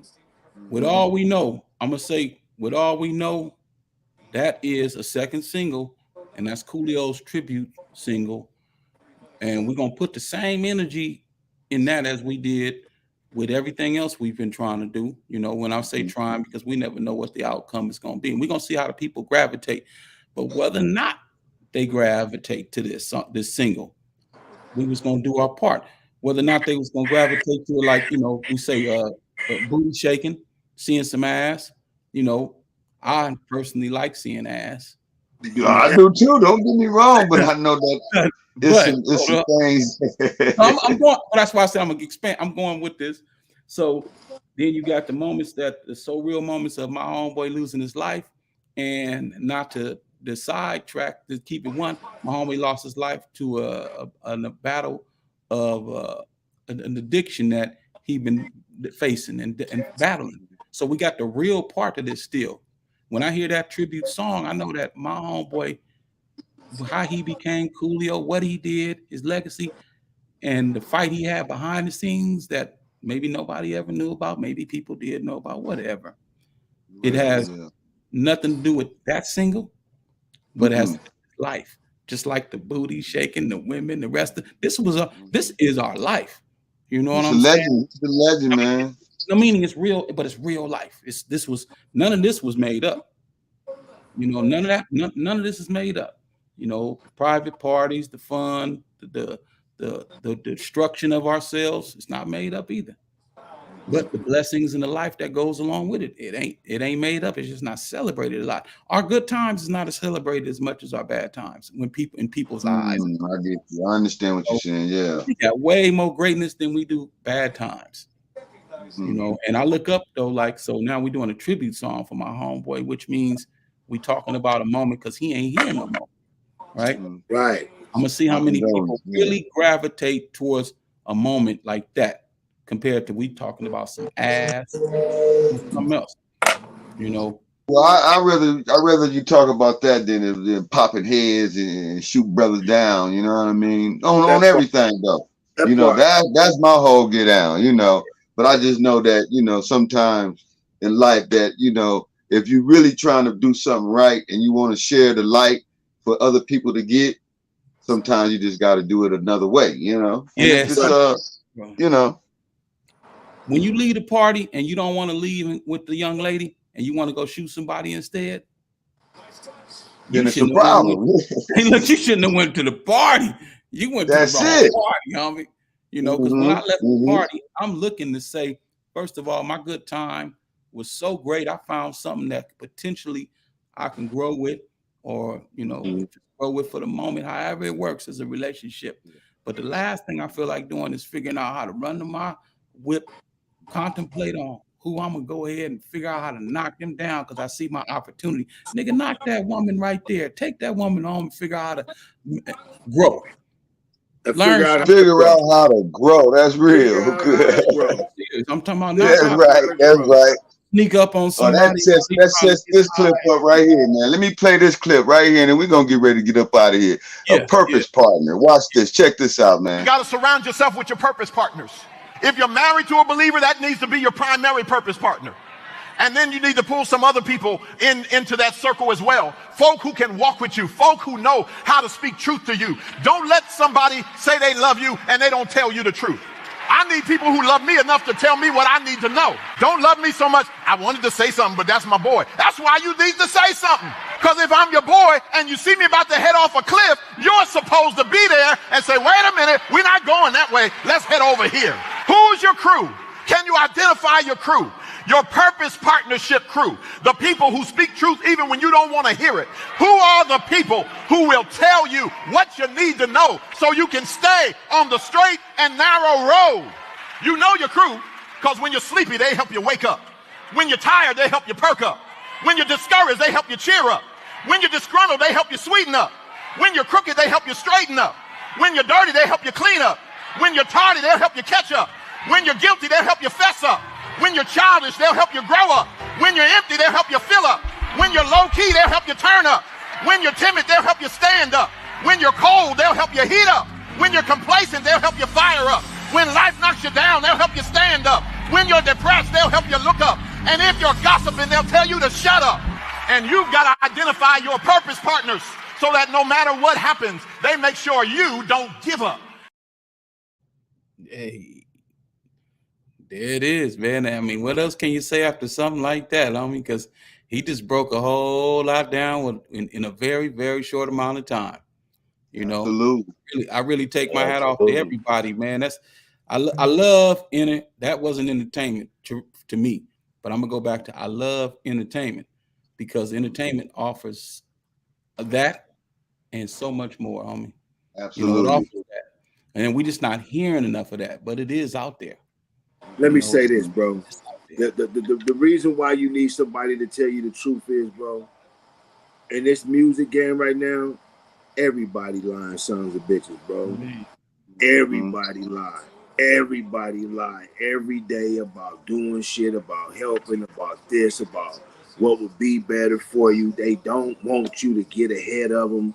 It's such a shitty little race right now where everybody can't fight for that one penny. Some homies be bitter towards other homies who have long-term success, you know, when their success is short-lived. And I'll just be happy to be around good brothers. But when the snake kind of stick their head up and I see certain shit, and then you spot it, then they see you spot it, then they stick their head back down, like, that's what you didn't see. Wow. You know, now I'm like, I can't even be around y'all. You know, like WINO said, find a motherfucker you could grow with.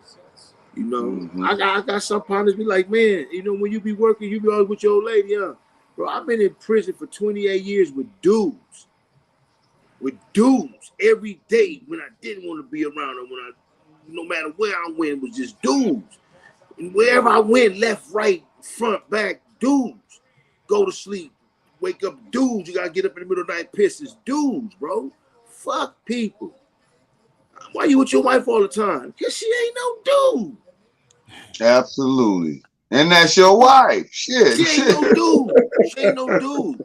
You got somebody you can grow with. No matter what you got a purpose partner, man. That's what that was all about, man. Do, bro. No matter what we do, she ain't no dude. She ain't no dude. Everything ain't about this so weird shit over here and this over there. This is my partner. You know, this is my partner. Hey, what you think about this? You crazy as hell if you do that, boy. Don't do no shit like that. You know? And now I'm sitting back like, damn, why she say that? And then I'm gonna break it down why I said it. Then I say, oh shit, I didn't think of that. I got you. You know, why didn't I? Why with the brain? Another angle. Yeah, why with the brain I got did not think of that? So that's what you need. Extra eyes, extra ears, somebody who ain't gonna turn the dagger in your back. Dang. I used to do certain shit. Say, baby, I'm gonna wipe your mouth with this napkin because you got a little sauce right here. And I know somebody watching this. I just feel them. And then I'm gonna get up and I'm gonna walk away. Watch the motherfucking room and watch you watch me. And then see if they turn to watch you. And bro, I ain't gonna say no names, but the way I explained it, it played out exactly that way. And she said, don't you fuck with that motherfucker there, babe. He ain't cool, babe. He ain't cool, babe. And that one particular person ain't around us no more. He ain't around us no more. You know. Hats off to you, JD. Though I'm glad you home, homie. Peace, love, and respect, my brother. Wow. Hey, all this music and we talking about, you know, man, that's cool. But I'm gonna tell you what's more important to me. Homie, I knew you before you left, and I know you now you're back. Homie, it's all good. And I knew you while you was gone. That's a good thing, homie. You know, you home. You know, and your experience right there, it ain't enough bars on a motherfucking song that could ever put some real light on your experience, homie. Man. Now let me put this in perspective. 25 to life for the murder, 4 years for the weapon. I fought the case for 2 years running phase in the county, fighting Crips and Bloods and essays. That's how the verse started. Yeah, that's hard. That's hard. I'm just saying that's hard. Yeah, that's the shit. Yeah. It's real life. And hey, just on that alone, you went through something that hopefully nobody else ever should have to go through. I told we both know what's gonna happen, but I pray you never go through it again. You know, just like I see myself not going through it. I pray I never have to go through that. You know what I'm saying? Yeah, I've done enough time for everybody. I mean, every black man that we cool with, I've done enough time for everybody. And even the ones that done time, I've done enough time for them too, not to go back.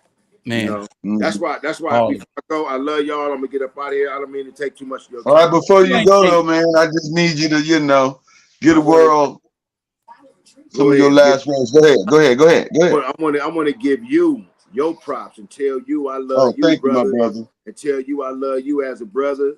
Tell you that I love you. I love the Shiz-Nit Talent TV.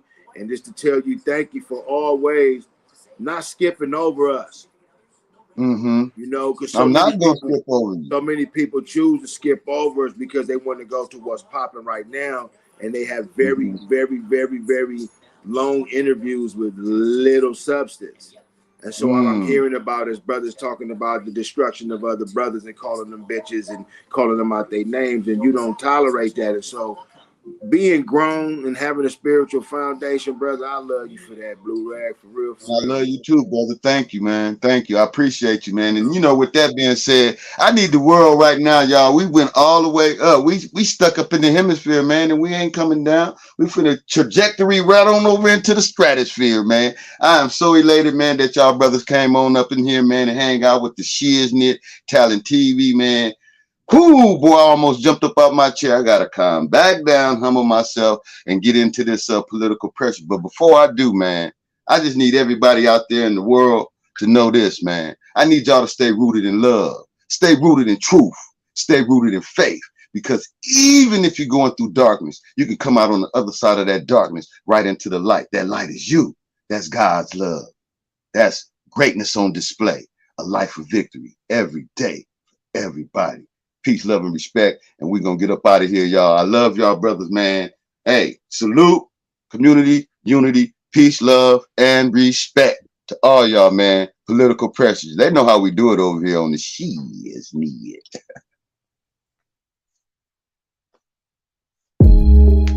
Hey, yo, K-Style. We gonna have to slow it down a little bit, my nigga. I know we been banging out them bangers on their ass, but let me rap to them for a second. Yeah, it's political pressure. There's too much shit going on in the world right now. Why don't y'all roll y'all up one? Blow a joint with your boy JD. I ain't bullshitting. No, hell no. Shit. I want you to stop and think for a minute. Separate the government from your religion. Now separate religion from your day-to-day life. It ain't no more pressure. It ain't no more strife. Red pill or blue pill. What the fuck is the difference? When these motherfuckers really wanna rule your existence, wanna tell a fucking woman what to do with her body, even if she get raped and sent to a lobby.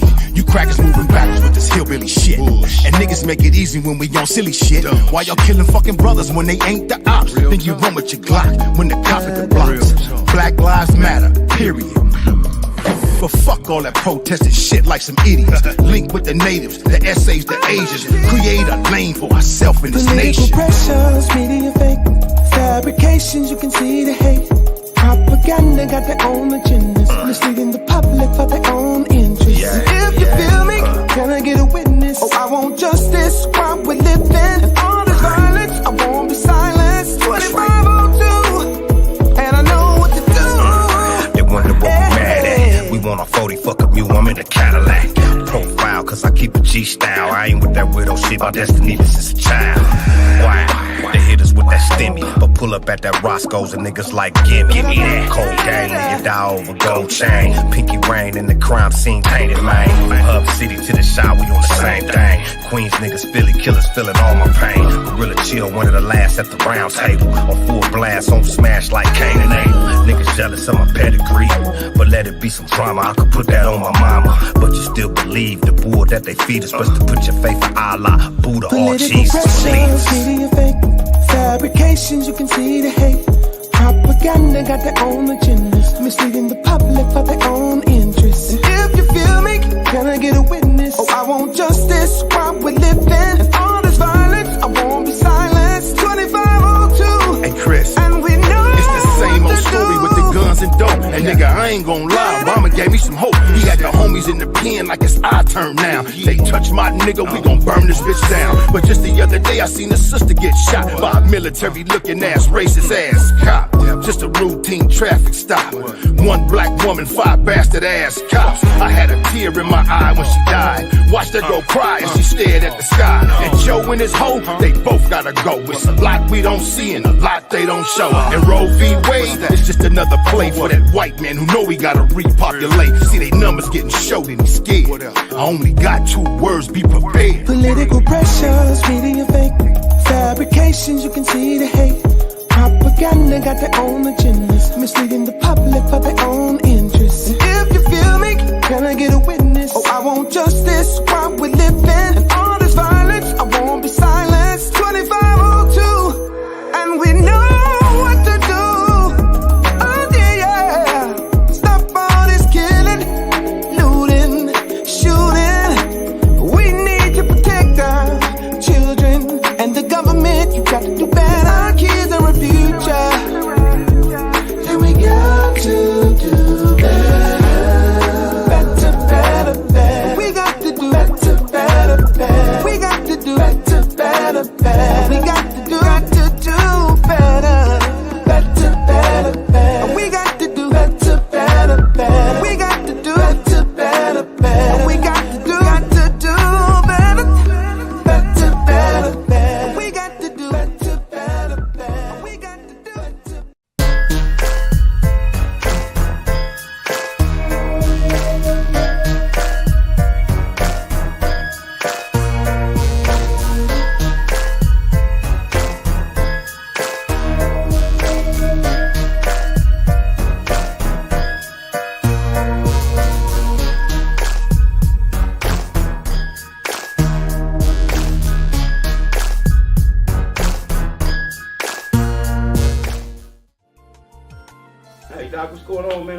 morning? I'm doing good, Dick. How you doing? I'm good, man. Hey, listen, we want to know if we can shoot a video here at the churches I know. Is it going to glorify God? Of course, All right. of course. Now, is there anything we can or cannot do at the church? As long as you recognize that Jesus is real, it's all good. I got you, man. We're going to make sure that happens. All right. Yo, man, something's going on in front of the church. What's that? What happened?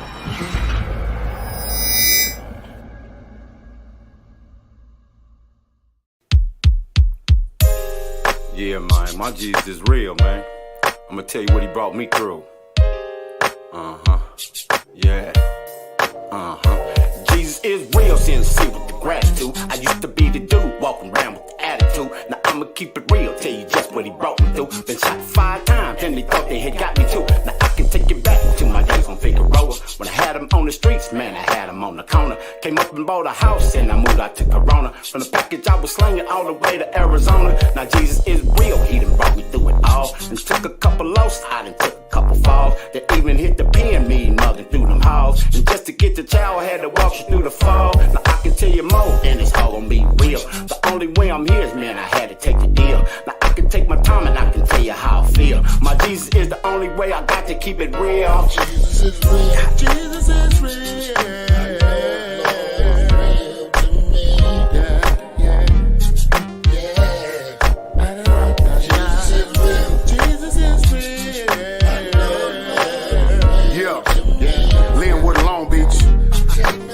This for Ricky Harris. I was born with a bad hand. A bad man didn't know about it back then. God's plan, I once attempted suicide. It didn't work, then it had to be a reason, cause his grace gave me work. I done been on my deathbed. Gunshots, couldn't see the devil coming cause my mind's on rock. On my way to doing life for a bag and a murder. Seen the tears in my baby's eyes. She was hurt, so I got on my face and begging God for his favor. I heard the homies laughing, so I prayed with my neighbor. I done enough dirt in the streets and I don't really wanna deal with the soul that I reap. Ricky Harris said it all one night at the church. Me and Hank both smiled, not knowing it would hurt. I told the homie home, but I never forget that man. Blessed me in the church and the Deaf Comedy Jam.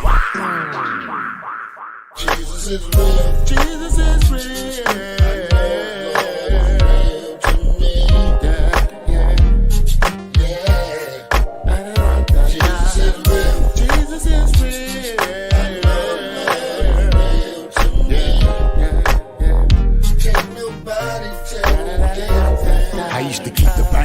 Feeling I was untouchable, I stayed fitted to get it. Yeah, like Heathcliff Huxtable. Cruising down the street in my 6'4". I walked the edge of the razor in pursuit of my dough. I was ruthless, I kept it rocking to the right side. My son had to eat, so ain't a thing I won't try. This lifestyle I lived, it led to prison and back. I was feeling persecuted, yeah, like John the Baptist. My mama used to ask me, boy, when you gon' quit it? At the same time praying for me, hoping I get it. My soul was heavy burdened, I was short on faith. One night I heard the voice of God and I saw his son's face. I started praying for myself and got stronger than the Lord, and now I reap a better harvest, way bigger than before. I wear the armor of the Father, ain't no need for a gun, cause I'm protected by the blood, cause now I'm walking with his son. Jesus is real. Jesus is real.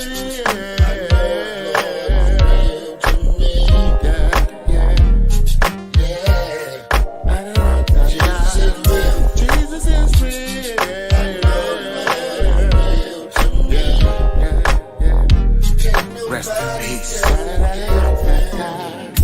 What's up with you, Mike? What's going on? What's up, Big Hank? Man, I can't call it. What's happening with you, homie? Everything good, man. You remember the testimony night? Man, that night with Ricky Harris at that church. Man, that's still on my mind heavy, man. That blessed me, homie. When I seen y'all pull off, homie, I was just like, man, it just seemed like he was an angel already, man. He said God is real.